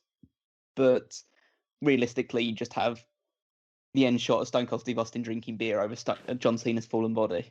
And I think most people would really like that as an ending of WrestleMania. I'd go an extra step here. This is for the Universal Championship, because it's the two figureheads of the quote-unquote WWE universe. So yeah, that'd be good. So here's what's interesting to me. We all understood that John Cena should be in the overall main event of WrestleMania. And I believe he's only headlined Mania 4 times. How many is Reigns at this point? Like 6? So Reigns headlined every WrestleMania from WrestleMania 31 to WrestleMania 35, and then WrestleMania 37. No, WrestleMania 34 and then WrestleMania 37. So it's 5, I'd imagine, at that point then. And Hogan's at... How many is he faced Lesnar, Triple H, Undertaker, Lesnar, and then this triple threat match with Edge and Bryan. Hogan's at 1, 2, 3... Hogan's about 8, I think. 4... No, not 4. 1, 2, 3, 5... 6, 7. 6, 7... 8. 9, technically. And 9. 9. Yeah. Yeah, so that's 8. Mm-hmm. And you would think with John Cena being on top for longer than any babyface that he would have the most headlining matches, but he's only ever headlined 4 times, and they're really spread apart. Yeah, it's so it's 22, 23. And then I think it's 27. 20. Oh no, it's 27. Oh no, that's right. He's got 5 because he got the Miz. Oops, yeah, I forgot the Miz. 27, 28, and 29. So he does them in batches. But yeah, I thought just to see. I mean, it's mainly due to the Austin factor. I just thought, who would I most like to see Austin face? And there's a lot of people. Like, he'd have a good match with the Undertaker, but we have seen a lot of matches with him and the Undertaker. The Hogan one did strike my mind, but I just thought Cena would be a better match than Hogan and Austin. That's fair. And I feel like Cena is almost more of a... Because Hogan wrestled as a heel for a lot of his time as a babyface regardless, so I thought Cena was more of an antithesis, really. I think we can do this merge card thing. What I'm going to do is I'm going to... when you're listening to the podcast and you're watching the video, you're going to see a little bit of a cut here. I'm going to switch things over, and on the YouTube side of things, I'm going to make this where it'll be a video where you can... I mean, obviously it's a video because it's on YouTube, but it'll be where you can see a spreadsheet. We're going to get our cards, we're going to write them down, and we're going to show like a spreadsheet of the options, and we're going to do this because I don't think that this is going to be all that hard, actually. I'm thinking that we've got a lot of crossover things where 90% of the card is already kind of figured out. So if you are on the audio only portion, obviously you can't see that because it's audio only. That's kind of the whole point. But we will obviously tell you what's going on. We're not just going to be like this. All right, see you everybody, that kind of thing. So stay tuned for just a second. We will be right back. All right, so as you can see here on the screen right now, I've got the card. It's a little sloppy right now, but, whatever. Copied and pasted some ideas here, and we're going to try to figure out our 2-night, because it's definitely 2-night kind of card. Again, apologies if I'm bouncing around and it's a little confusing how we're going to do this, but this is how this is working out in my brain. And I'm not going to make it official until we go through some of these things, but one of the things I'm thinking, of course, is... We've got Kurt Angle versus Brett, and we've got, where is it on here?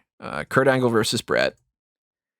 We've got Benoit Styles, Styles, Triple H. This whole setup that I was talking about before with like you got Savage and Michaels, you got Styles and Michaels there, Triple H and Stephanie, Savage, that kind of deal. And where's the other one on Rob's? I'm blanking on where it is. Brett and Daniel Bryan right there. And your Michaels match. Where's your Michaels match? On me. On Rob's? Mega Power thing. Okay. So with those in mind, I'm just going to copy and paste these down here. Of course, it doesn't want to do it. Fine. Defeats the whole purpose of me doing that whole thing. Here's what I'm kind of thinking. Bryan and Benoit go into that mix. Kurt Angle and Bret Hart go into that mix. We end up with Styles, HBK, Triple H, Savage, Hogan as an outlier on Rob's. And I think that covers that whole group of people other than Elizabeth and Stephanie, right? Pretty much, yeah. So then I would think that would be Savage, Stephanie, Triple H, Elizabeth, the opposite. You know, this match. And then you've got the HBK and Styles.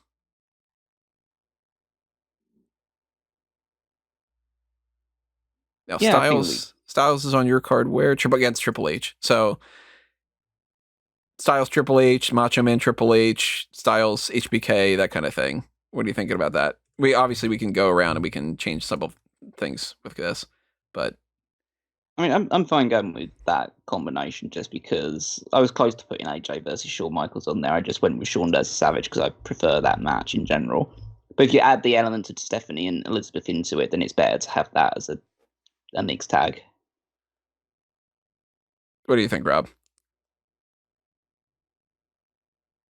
I thought we lost you there for a second. I thought you got all, the Spectrum Gods took you off again or something. But no. I agree with that. I think that's a very good way of looking at it. And it still has great representation across all three of our cards. I like that setup. So that out of that mix, let me put these in red. I'll use mine as like a judge mark for some of these things. That kind of takes out everybody except for Hogan for that whole group. And then we'll come back around to this Hogan type of thing. For the women, we've got Flair, Rousey, Banks, Becky, Belair, all like we only have those options. So yeah. You'll have them in different combinations. Right. Between that where is the other one? Right, Rousey there. And you got Becky on that one. You got Bianca on that one.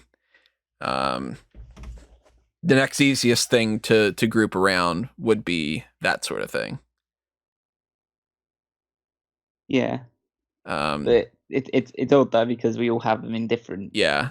We would just have to kind of decide on how we would do those. Flair, Rousey, Bianca, Charlotte. So we got two Rousey singles matches, one Rousey in the triple threat, two Flair singles matches, one Flair in the triple threat. Banks is definitely in the triple threat. She's in triple threat for all of us. So one of them is Banks versus blank versus blank. And the other one is either Flair or Rousey. If not both Flair and Rousey, and then doing the same kind of setup that I've got going on here. Yeah. Banks definitely in the triple threat. We got Becky is only in... no, Becky's in 2 with the triple threat. Huh. How you guys thinking? We kind of have like a little bit of a split here. I think it tends to balance out mathematically to the same as mine. Yeah, but I completely disagree with If your she, one. So I Right, I mean, it doesn't- I'm so vehemently against it just because we've already seen Charlotte Flair versus Ronda Rousey in a singles match before. Yeah, it doesn't. The math doesn't mean it necessarily has to go that way. I think if we were gonna vote, I feel most comfortable with Becky and Ronda as a single, and then just doing the triple threat with the other three. Even though I know it's not how I had it personally, I think that's the way it should be. Yeah, I understand the fact that Charlotte's been put in 2 singles matches, and I do, but to me, I kind of feel I'd be okay with Callum's. Yeah, I mean, I just feel like it's more pushing the Charlotte narrative rather than it's actually saying which was the more exciting match on the marquee. I'm not saying that their match would necessarily be much better, but to be fair, everyone at one point was clamoring to see Ronda Rousey versus Becky Lynch. And I kind of feel like if anyone should be in the singles match, even though she's not as featured as heavily as the other ones in other places, I think Becky's really the one to be in the singles match over everyone else. So then that takes out. That's already almost an entire night's worth. See, I thought that it was going to be one of those things where it's like, this actually might not be all that difficult based off of some of the things that we're doing here. So Benoit and Styles on your side is taken care of. The Mega Powers is taken care of, except for Hogan. Hogan's an outlier on this side of things. You both have Roman Reigns against The Rock. Yep. I've got Roman Reigns against Undertaker, but I would be totally fine with having... This is going to kind of spoil a little bit of what we're going with here. I would be totally fine with going Roman Reigns versus The Rock, Hulk Hogan versus Undertaker, John Cena against Stone Cold. Yeah, because that's how Callum completely had it. And if you split the difference with your match, and Cena and Undertaker, and yeah, I had Cena Undertaker, so I think that works. And that takes care of Hogan, Cena, Rock, Austin, Roman Reigns, and Undertaker, right? Yeah. 6 people that you can get rid of straight away. So that gives us... This isn't in any kind of particular order, but Undertaker... versus Hulk Hogan.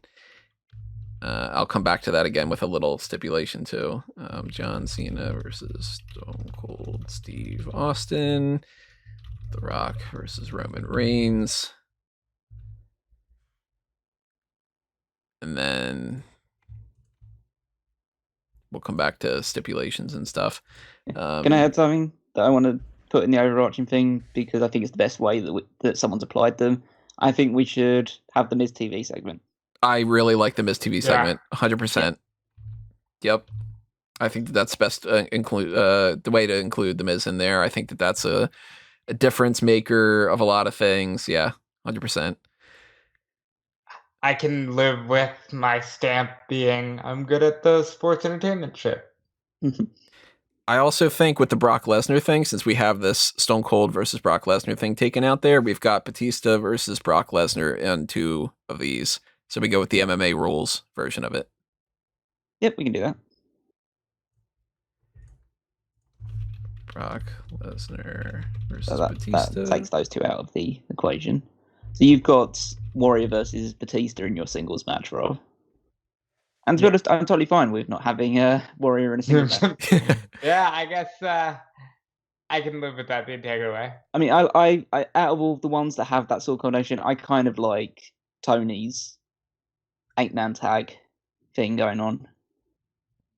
But see, that also is so, like, you can switch a couple things around. Wait, it's now 6-man tag. You've taken out Taylor and Mr. T. Right, yeah. So, here's another thing I think we can kind of...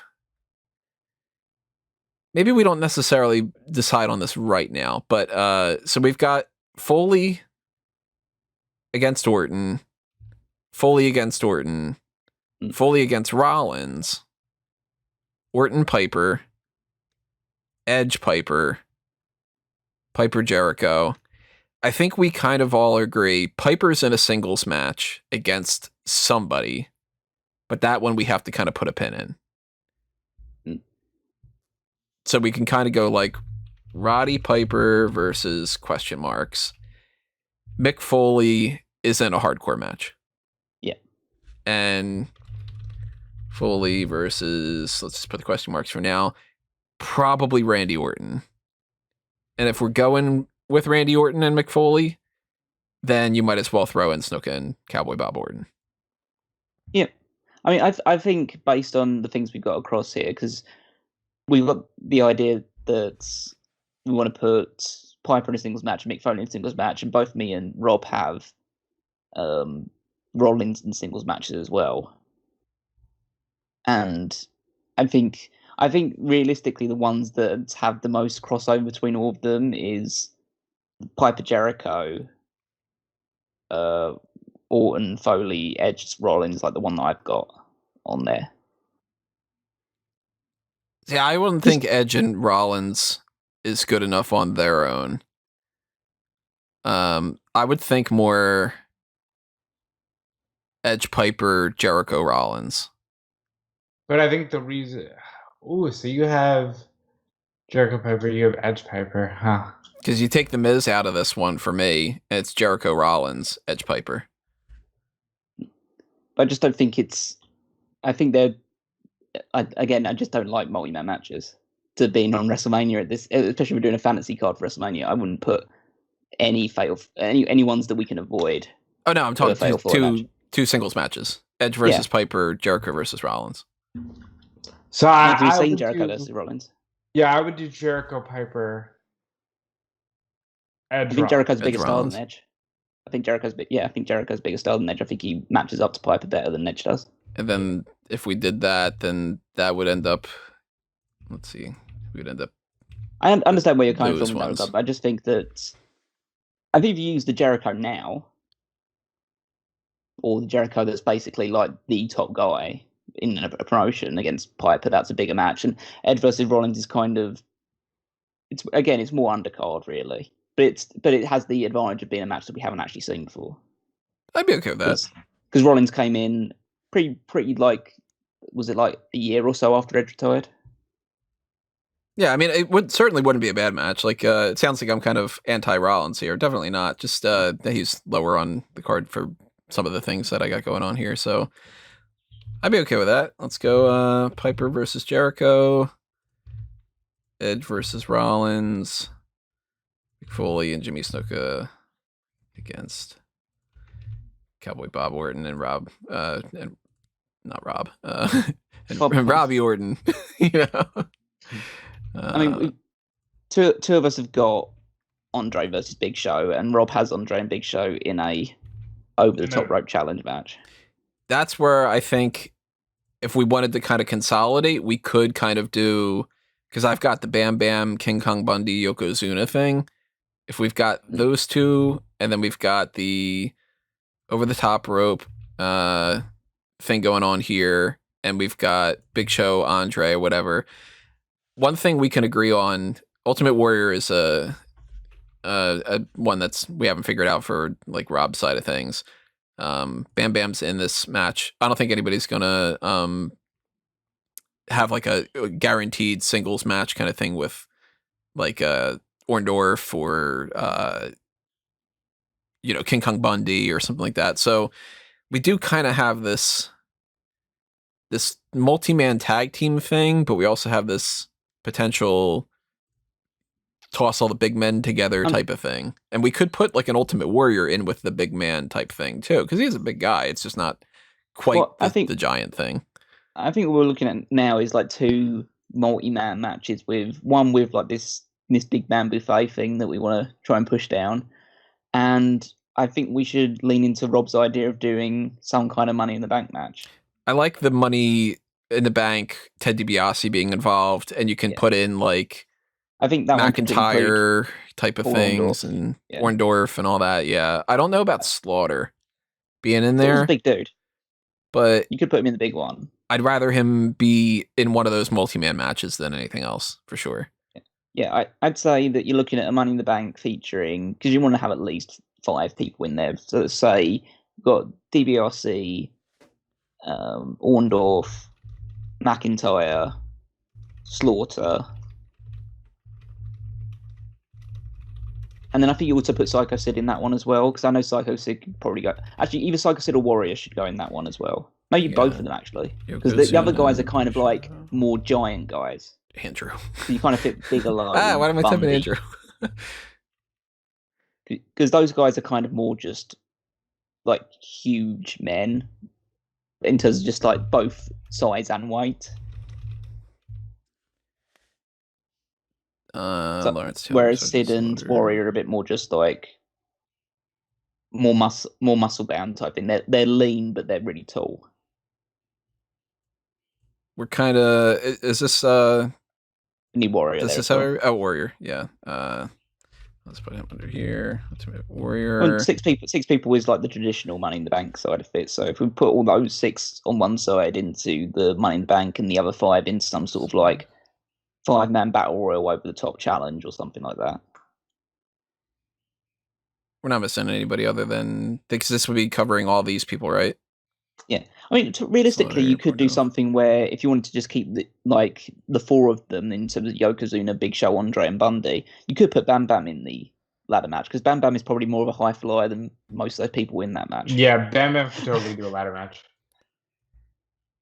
So if this is our group that we're working with, I'd say that Yoko's definitely in the big man. Big Show's definitely in the big man. Andre's definitely in the big man. Bundy's definitely in the big man. Bam Bam's a potential. He could go in either of them. Slaughter could potentially go in either of them. I think Slaughter fits more in the Money in the Bank. I think we should do 7 men in the Money in the Bank, and I'd put Bam Bam in there as well. Because I think Bam Bam out of all of these ones is probably the one that's going to do the most crazy stuff with the ladder. Yeah, I would almost say Bam Bam needs to be in the Money in the Bank. He could be the big man in Money it in too. the Bank match ever. Yeah. He could almost be like the one that like DiBiase is like, well, if I can't win it, Bam Bam's got it, and he'll just give it to me, kind of deal. Yeah, they could do something like that. If you want to do some kind of heel sort of thing like that, play off the Money in the Bank side of it. I mean, yeah, because realistically, Bam Bam and McIntyre are probably the ones that are going to add the most athleticism to that match. And you got a lot of big dudes, but they're not in the same way that they can't move around. You got somebody like an Orndorff who can be just a regular guy in the mix. DiBiase's a regular guy. McIntyre, he's big, but he can just be a regular guy in comparison. Slaughter's big, but he's more burly than he is like an immobile big guy kind of thing. Bam Bam's big. Ultimate Warrior, you're in a match where you don't have to worry about him. He can just sort of, do a couple things here and there. And Sid, it's a fucking man. So it wouldn't have to even necessarily be Money in the Bank. It could be just something, DiBiase's got something like the $1 million championship on the line, or I don't know, whatever it might be. But if we do a Money in the Bank thing or something, all these guys could potentially be less as much Orndorff, but all the other ones were either former world champions or, like in the case of Bam Bam, could feasibly challenge for the championship. And I would assume that the winner would be, we'll deal with winners another time. So Money in the Bank, ladder match, Ted DiBiase versus Paul Orndorff versus Drew McIntyre versus Psycho Sid versus Sergeant Slaughter versus Ultimate Warrior versus Bam Bam Bigelow. And you got the old Big Man Buffet. I don't know why I always use the name Big Man Buffet, but it just makes me laugh. Andre the Giant versus Big Show versus King Kong Bundy versus Yokozuna. And you know what's kind of funny about that too is it literally is big, because you got Andre the Giant, you got Big Show, King Kong Bundy, and Yokozuna being like, I mean, the name Yokozuna is like the top of the big man when it comes to that kind of thing. So I would say stipulation wise or whatever, we've got, this is MMA rules. Where's the Foley match? This is some kind of no DQ in some fashion. Last man standing or something. I don't know. Just some sort of no DQ. Give it whatever name. This is Money in the Bank ladder match. I already have that down. I'll get rid of that. I would say if we're going for something with this pretty much should be either this one or this one, Intercontinental Championship. I'd say one IC, one United States.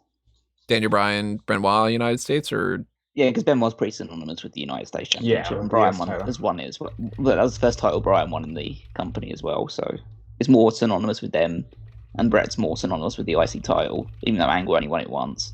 It makes more sense for that.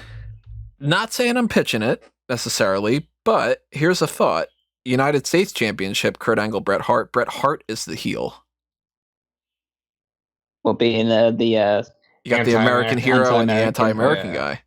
I mean that would be fun. I mean, I guess the United States kind of fits Angle, but I just find that the United States title is more synonymous with Benoit than it is with anyone else. Ultimately, it really doesn't matter. It's mid-card. Yeah. Like, how great is this match going to be? Kind of a thing. I just feel that Angle Benoit is the bigger match out of the two of them, and so it should have the bigger title attached to it. That's definitely a mixed tag team match. I don't think you need to put a championship on Styles and Michaels necessarily, but that could potentially be championship match if you don't want to put it on another one of the things.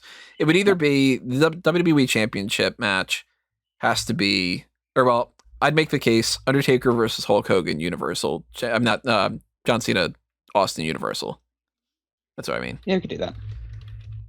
Because that's and then Undertaker Hulk Hogan WWE. If we do title versus... I think that could just be a streak.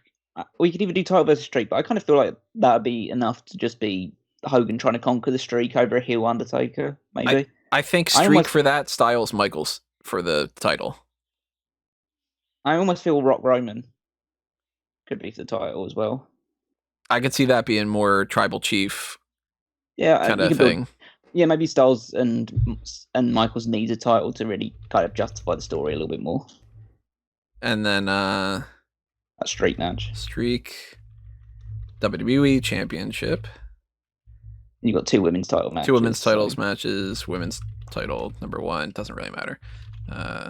Women's title number 2. This one's for the Raw title. This one's for who fucking cares?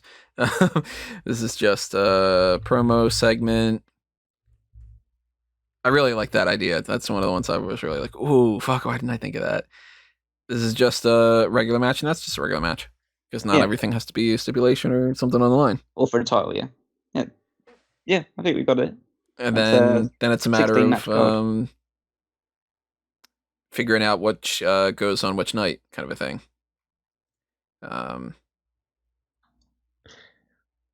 So then we could do... I think Michaels and AJ can be on like a night one. Like, follow that, bitch, kind of thing. Night 2. Every time I say night 2, I think of Naito. I'd say the two biggest matches on both sides of it. Well, I mean, there are plenty of really big matches because of it, but I feel John Cena, Steve Austin should be night 2. I think so too. I think it's the big one you run off with, and then I put Undertaker, Hulk Hogan on night 1 because of it. So I think it feels too big to put them, but it's too big to put both of them on the same card. But I feel like that one could be separated from that one. I think we split these two up. Yeah. So then I think we need Michaels and Styles on the opposite night as the Universal title too. Yeah. So then, not that it necessarily goes into the main event, but I'll put this there, and then we'll do. You thinking this kind of setup? Yeah, that night 1, and then Rock Roman on night 2. And then let's move this up. I'd say each mid-card title goes on one night each. Yeah. So I think Daniel Bryan versus Benoit should go night 1 because I think it's the lesser importance one. More than cool with that, especially because we've got this match is going to be great in the ring. That's going to be great in the ring. Oh yeah, that's a good idea. I didn't think about that. You're also keeping Bret Hart away from Hulk Hogan. Yeah. The women's title matches are on separate nights. Yeah, I think the triple threat on night 1, the singles on night 2. Right. Certainly I don't not want to say like opposed to that. I think the night one should be of slightly lesser importance than night two, just because that's the one that you kind of leave the people on. I think that we split these up. I think. Oh yeah, Jericho and Piper and Edge and Rollins. Yeah. I'd put Piper and Jericho on night one just because it's maybe just because it's a bit bigger. Yeah, I think that's going to be more of a marquee match than Edge and Rollins, and since we're doing more bigger things on night two, we got to balance that out a little bit. I'd put the Miz TV segment on night one.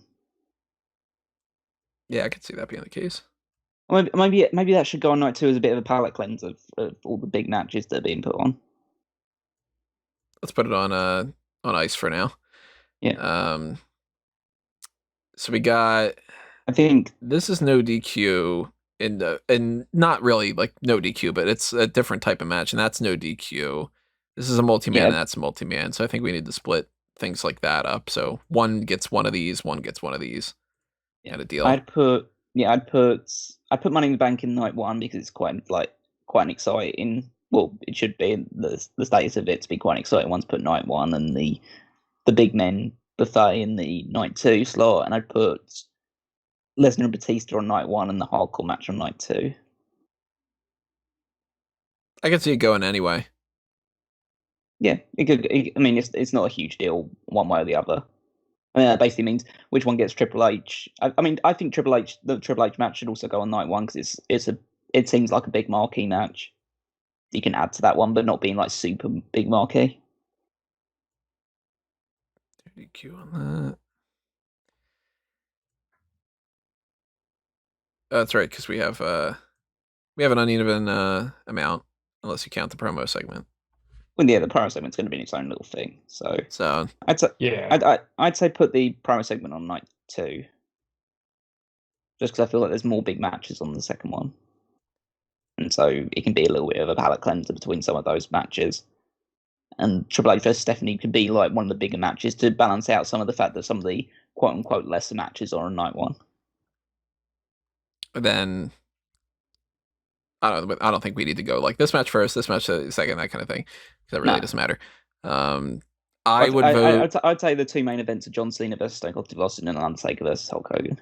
That's what I would do. Yeah, I'd probably do that too, just because it doesn't have to necessarily be the championship, and you do want to go with the bigger match, kind of in the grand scheme of things.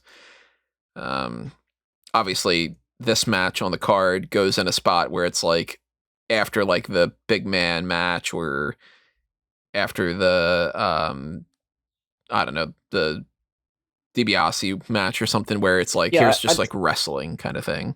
Yeah, I'd say you probably lead off with the Money in the Bank match, just because it should be a big, like, exciting one to get started, even though some of the people in it aren't necessarily like ladder match guys. And then you put on Daniel Bryan versus Chris Benoit as like, okay, wrestling now. Then I'd probably go MMA match maybe, just because it's more quote unquote violence. Then probably the mixed tag, Piper Jericho women's match, Styles Michaels main event. Yeah. Yeah. I mean, in the end of the day, it doesn't really matter in the grand scheme of things. I wish we could see these, you know, but these kind of the lineup we were talking about. Yeah. In reverse order, though. Yeah, of course. And then, even though I said there's no need to do this, it's like basically doing it anyway because that takes 2 seconds. Obviously, Miz TV thing needs to be a buffer, so we need to. I'd say you start on this one with Edge and Rollins. I certainly wouldn't start with the Big Man Buffet. No, I'd put Edge Rollins first, then Big Man Buffet, then Angle Hart. I'd put Foley and Orton first, then Big Man Buffet, then Edge and Rollins, then Angle Hart. I think I might vote Edge and Foley, or Orton Foley, Edge Rollins, Big Man, Angle Brett. Yeah, that could work. And then Miz TV. Miz TV. Rousey, Rock, Cena. Yep, that'll do.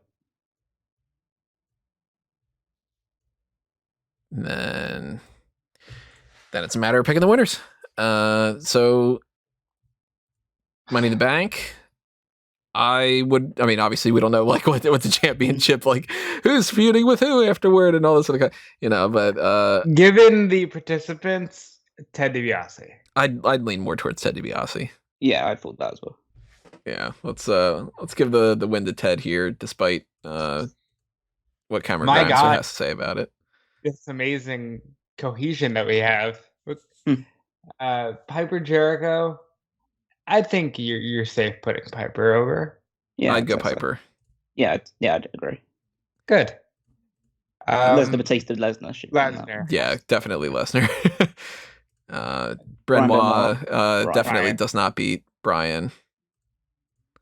Macho Man and Elizabeth, right? Yeah, absolutely. Elizabeth. Caveat: Liz drops an elbow on Stephanie.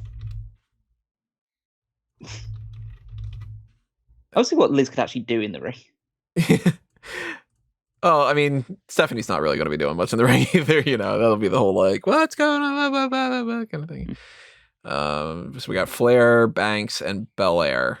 I'd go Belair personally, but if you guys want to go Flair, go ahead. Go Sasha. No, I'm not going to go Sasha. Sasha loses at WrestleMania. That's the thing. So we got the Queen, the Boss, and the EST. I think I'd probably go Flair. Just because it's like, well, at the end of the day, that's what they're going to go with anyway. I'd go Michaels over Styles. Yeah. I'd go Styles being the heel. But exactly as you said, super kick from the forearm. Yeah. And then Undertaker over Hogan. Over Hogan. Heel Undertaker over Hogan, yeah. Absolutely.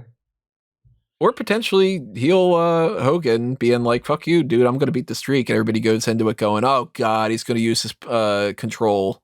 You could do it Hollywood Hogan if you wanted to. Right, yeah. V. That'll bother me if I don't put V. Yeah. No, I didn't put Macho Man Randy Savage either. That'll bother me too. Savage. God damn, this card's looking good. Randy Orton definitely beats Mick Foley. Yeah. I'd always be down for trying to get this. We should do it in the game. Yeah. Put it in fight Fire Pro Wrestling. Something like that if we can figure it out. I don't know. I haven't. I have it on. I've got a PS4. I've got Fire Pro on it, so I would be able to stream it. I don't know if I can record it. We should definitely consider this because I like this idea. Card does look good. Tell us how you would like to see something like that in the comments below. If you really want to make sure that we do something like that too. There's also Pick Your Poison. Edge and Rollins. I think I'd go Edge. I think if you have Edge going as the more grizzled baby face on this one, I probably would go Edge. All right, then let's do Edge. Ultimate Opportunist manages to get a spear in, kind of thing. That's one that I feel like you continue post WrestleMania and build more of a cohesive story around. Rollins gets a win at a post Mania event. Yeah, later on down the line. Yeah. We're going Andre or Yoko? I'd go Andre. Because I think it's just Andre in Battle Royals. You have Andre win. Yeah, I think we both had Yoko go over on our personal cards, Tony, but I think rightfully so, Andre should probably win. Yeah, because I had Andre beating Big Show. Yeah. And Yoko beating Bigelow and Bundy. So ultimately, Andre. That becomes the Andre the Giant, not yet Memorial Battle Royal kind of thing. Bret Hart beats Kurt Angle. Yeah, I could see that. I think Angle will be fine doing the job to Bret Hart. Yeah. Miz TV gets his ass beat by Miz TV. Miz gets his that's his last name. By both Lawrence Taylor and Mr. T. Yeah. Oh God, I saw a thing the other day was you can't believe how stupid people are video. And one of the questions that the person asked, they were asking things like who fought in the Civil War, and people said Trump and Biden. And whatever, one of the questions was what's Obama's last name? And this girl says Care. And the guy's just like, what? And she's like, Obamacare. It's like, oh, Jesus Christ. So it's Miz TV. That's his name. The is his first name. Miz is his middle name. And TV is his last name. Ronda Rousey versus Becky Lynch. Becky Lynch has to go over. Good old Bex wins that. Rock and Roman Reigns. I'm cool with Roman beating The Rock. Yeah, I'd go with that. All right, then you guys are the tiebreaker because I'd go with The Rock, but I get it totally. And Austin definitely beats John Cena. Yeah. People would be so pissed if John Cena won that match. That's the Cena wins the riot crowd turning up. Yeah. That's a hell of a 2-night WrestleMania card. Mm-hmm. And we were almost dead center where how we wanted things to go. I like this. It's a very fun exercise. This card looks fantastic. I don't think you can get a better sense of variety of a way to work a lot of legends in without being like too like, okay, everything's like a 20-man, tag team match and this is whatever. Because there are people that it's a shame that they haven't wrestled in the main event of WrestleMania that would be like, it's a shame we can't get this person in and that person in, But this covers most of them. Covers all of them. Mm. Yeah, it's every single Mania's incorporated into it. Every single person that's been in the main event, including some of the people that are the outliers, like the Snuka types and Mr. T and all that. It's Elizabeth and Stephanie. Yeah. So you're only missing really like on the main event. But you got Vince, Shane, and Linda. We haven't figured out any spots for, and is that it? Really? There's no other. I mean, like we got Heenan can be accompanying. Heyman would be with Lesnar probably. Heyman with Lesnar could be with Andre or Bundy. He's there. So with. I mean, if I'd have Andre win the match, then I would have Andre be babyface. Probably, yeah. But Bundy's with Heenan, and you put like Cornette with Yoko, put Shane with Big Show, and put Vince with Andre. Fuck it. And Paul Bearer with Undertaker as well. You got with Bobby Heenan. You got Undertaker with Paul Bearer. Yeah, just do that. Just go to the Big Man Buffet. Oh, you know what's even better too? The immortal Hulk Hogan against the undead Undertaker type of thing. Do you want to make that a casket match? No. No, you want Hogan to fucking eat the pinball. The pinball? Yeah, like I would never imagine ending. I mean, to be fair, they had a boneyard match, so there are levels to this, but I would not imagine ending a WrestleMania with a casket match. Yeah. You know what though? Seriously, if you just put Andre, give him Vince, because Vince and Andre, and Big Show give him Shane, you're done. There's everybody like. Well, you got Vince, Linda, and Shane, and then am I forgetting anybody else? I didn't put Cornette. I'm trying to think of anyone else. Was Cornette we don't have corner Cornette. Someone in the main event? It would be Fuji. He was in the corner of Yoko. It'd be Mr. Fuji because Fuji was in Yoko's corner. Yeah, because Fuji we didn't have Cornette with Yoko yet. Well, no, at WrestleMania 10 when he main events against Bret Hart, he does. Oh, he does? Yeah. All right, put both there. Remember the main event twice. Okay, yeah. Well, to be fair, Yokozuna only. Well, he does main event twice, but not Hart. Doesn't Hart only main events once? No, he does with Yoko. But he main events with Michaels. Oh yeah, I know he wrestled, but I mean with Yoko, he only main events once because Hogan main events with Yoko. Yeah, that's such a weird thing with that. I mean, we almost could have had to have Lex Luger in this. With Michaels, you need to add Jose Lothario. Ah, that's right. Yeah. With Jose Lothario. Yeah. I know a little bit of my history in that regard. I wasn't watching, but I know he was there. Yeah, because he points. He could do the point, and Shawn Michaels could do the whole coming down from the ceiling type of thing too. If you want to make it like the best of all time. That's amazing because the only real outlier that I can't think of anywhere to put her is Linda. Vince, Linda, and Shane. Well, what would we do with? Would we do Vince somewhere with the Cena and Austin thing? No, so like Shane only main events in the corner of Big Show, so just put him there. I don't see them as being like that. They're necessarily tied together though. Well, could you imagine some sort of situation where it's Vince in one of the guys' corners and Shane in the other one? Like Vince with Cena and Shane is with Austin. Right. If I'm going to do that, I'm going to do Vince is with Rock, Shane is with Roman. Huh. Well, we can't. Let's put it this way. Vince, Linda, and Shane, no involvement. I'm fine. I'm fine with them not being. I think that we have figured out a way to plug in a lot of top people. I can't see Vince, Linda, or Shane being involved with anybody on this side. No.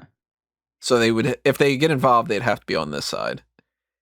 And I can't see them being in this one.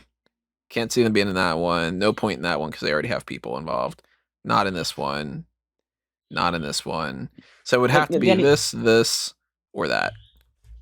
I mean, I'd say that the only way I would personally, if I had to include them, I'd put Vince in the corner of Cena against Austin, and I'd put Shane in the corner of Roman against Rock, and I'd put the weird thing because I know I've already included her on one side. I'd put Stephanie in the corner of Ronda Rousey and Linda in the corner of Becky Lynch. I think I'd go Vince and Shane if they needed to be in the mix with Cena Austin and not have Linda involved at all. Yeah, my mind keeps going back to not have Linda involved at all. And then I just put maybe she just like says hello to Ultimate Warrior backstage. And then I just sort of like put Vince and Shane on the opposite ends of one match, probably Rock and Roman, just because I think there's an easier old guard, young guard thing there. But also Austin could easily oppose Vince at any point in time. So that's really up to you guys. Or we could do that you got like Vince is like hosting. Kind of a deal. Well, welcome to WrestleMania 3. Like, just leave him doing the hosting deal. Linda can do that alongside of him, and that's probably good enough there. You could even do a thing where it's like Triple H and Stephanie have a quick backstage segment with Vince, Linda, and Shane, and it's like you gotta win for like the family honor kind of a thing, you know? Yeah. Or like if it was absolute that they needed to all be physically involved, they're doing run-ins during this tag match, this Miss Elizabeth Randy Savage tag match. Man, this is you could even like this is so good. I love this idea. This might be like one of my favorite things that we've done. I really like how this worked out. Yeah. This is great. Yeah, like you put for real on there. I just noticed that. No, I literally wrote for real. Like there you go. Make that more definitive Undertaker scenario. For real though. Yeah. Get peak Hogan, peak Undertaker and all that. You got the whole version of the Paul Bearer and everything. And again, like it sucks that you can't be like, well, where's Kane? Where's where's oh my god, I'm blanking on some of the other people that aren't involved in this. Kane is kind of the one that stood out to me. I was like, oh wow, Kane isn't here. Well, my biggest one, like that Ric Flair. Yeah, Flair's another one. Yeah, like it's like, oh man, it's a shame you can't like, not to disparage his name, but like you can't replace like Orndorff with Flair or something, like. So the biggest name that kind of missed now is obviously there's people like Kane, Ric Flair, CM Punk isn't on this list. Yeah. They haven't got any additional women as of yet. I assume that will change as the years pass. Don't have any spots for someone like, I'm trying to think of someone who was kind of really big in the 80s, like Jake Roberts. Right. Not involved. No. No, like Nash is. It's weird. He's only in a few of them, and he's very near the top for the ones that he's in, and he never made events. Yeah, it's weird to think that he's the champion for 11, but we can't include him on this list because he wasn't the main event. Because we had to include Lawrence Taylor and Bam Bam. Right. So that disqualified him from that. Shawn Michaels got in, but Diesel didn't. Diesel, I'm assuming he would just be in like the big man match or the probably not the big man one. He'd probably be in Money in the Bank. Then there's no Eddie, no Ray. Yeah. I'd say the biggest one from the modern era is CM Punk. It's probably the one that had the most potential to potentially main event at WrestleMania. That didn't. I mean, have him replace the Miz, and then you've actually got someone that you actually want to put in a match. Then the Piper match changes because maybe it's Punk and Piper. Yeah, then or you want to do that dream match with Stone Cold and Punk instead. Or so wow. You get one extra person in here who isn't somebody like a Lex Luger, where you could just go, just toss him in Money in the Bank. You get one big enough name, and half the card can change. Just because though, you mentioned Luger. Luger's another one, kind of like Flair. He's in a title match at WrestleMania. It's just not the main event. Yeah. It would be very different if you were doing because certain ones of these people are obviously in main event matches, but they're not title matches. Whereas if you were to do a different fantasy booking down the line of just, you can only choose people that were in world title matches. That changes everything. Yeah, because then you have to, well, you don't have to, but you got like Alberto Del Rio in there. Yeah. And Jack Swagger. And trying to think of any other people. Bobby Lashley and, Yeah, it's throw that. Right, then you have Braun Strowman and Goldberg. Yeah. You have Goldberg. Yeah, you have Goldberg in that one as well. You have it expands it pretty significantly, really. Just trying to think of other people that were in those ones, but you add Nash into it as well. You end up getting Nash. You end up getting. Trying to see how many people. Because most people from the earlier WrestleManias were in the main event. It's only more recently that they've obviously with the 2 world champions. You get Kofi. Kofi gets in there. Kofi, yeah. You get Booker T into it. You wouldn't get all the people from the tournament at WrestleMania 4. It doesn't work that way. No. No, it's only people that fight for the championship at the end of it. Right. You get Booker T into it. Yeah. Rey Mysterio that we mentioned. Yeah, Rey Mysterio. There. You get Callum JBL. You get JBL. Yeah, JBL. That changes things because then you put JBL and DiBiase. Yeah, that they partnered up with their money scheme kind of thing. They have a Belfast brawl.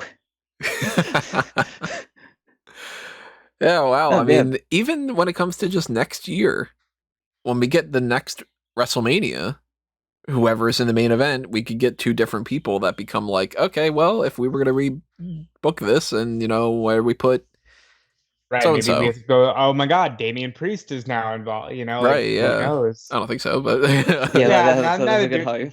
Neither do I, but I'm just naming a name. I mean, to be fair, we'll get a couple.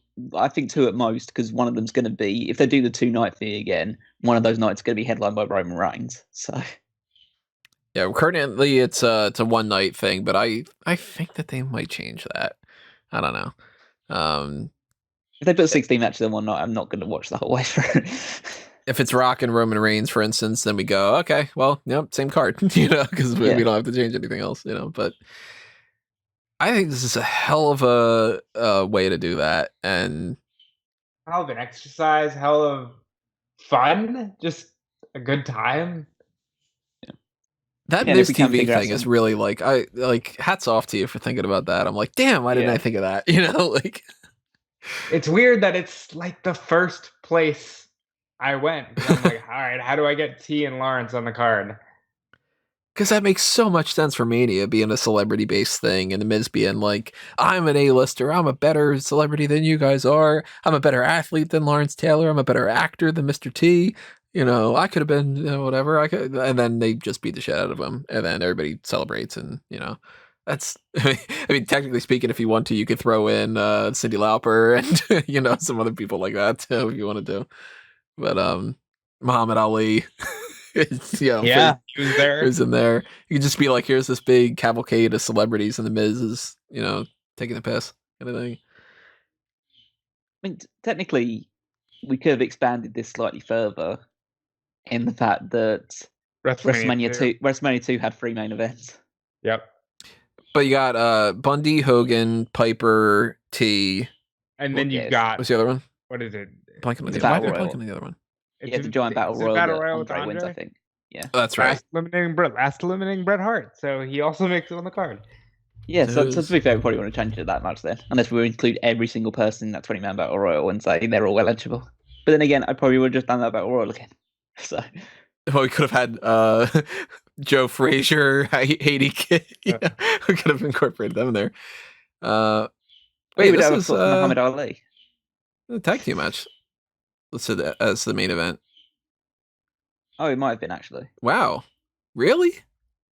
No, I mean, I haven't seen WrestleMania 2. Battle Royal. Yeah, I'm not. For some reason, and it's like one of those moments where I feel like Google on YouTube is like reading your thoughts as you go along it. I was shown a video of WrestleMania main events from 1985 to 2020, and it shows the Illinois one is that 20-man battle royal that Andre wins. Huh. Now you got this big group of people, so you got a lot of like, but a lot football of NFL players, football players, yeah, just trampling the Miz. You got the right Stud in there. Big John Studd, Hillbilly Jim's in there.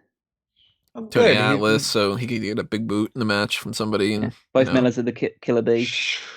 Iron Sheik, Hillbilly Jim, some fun people in the mix there.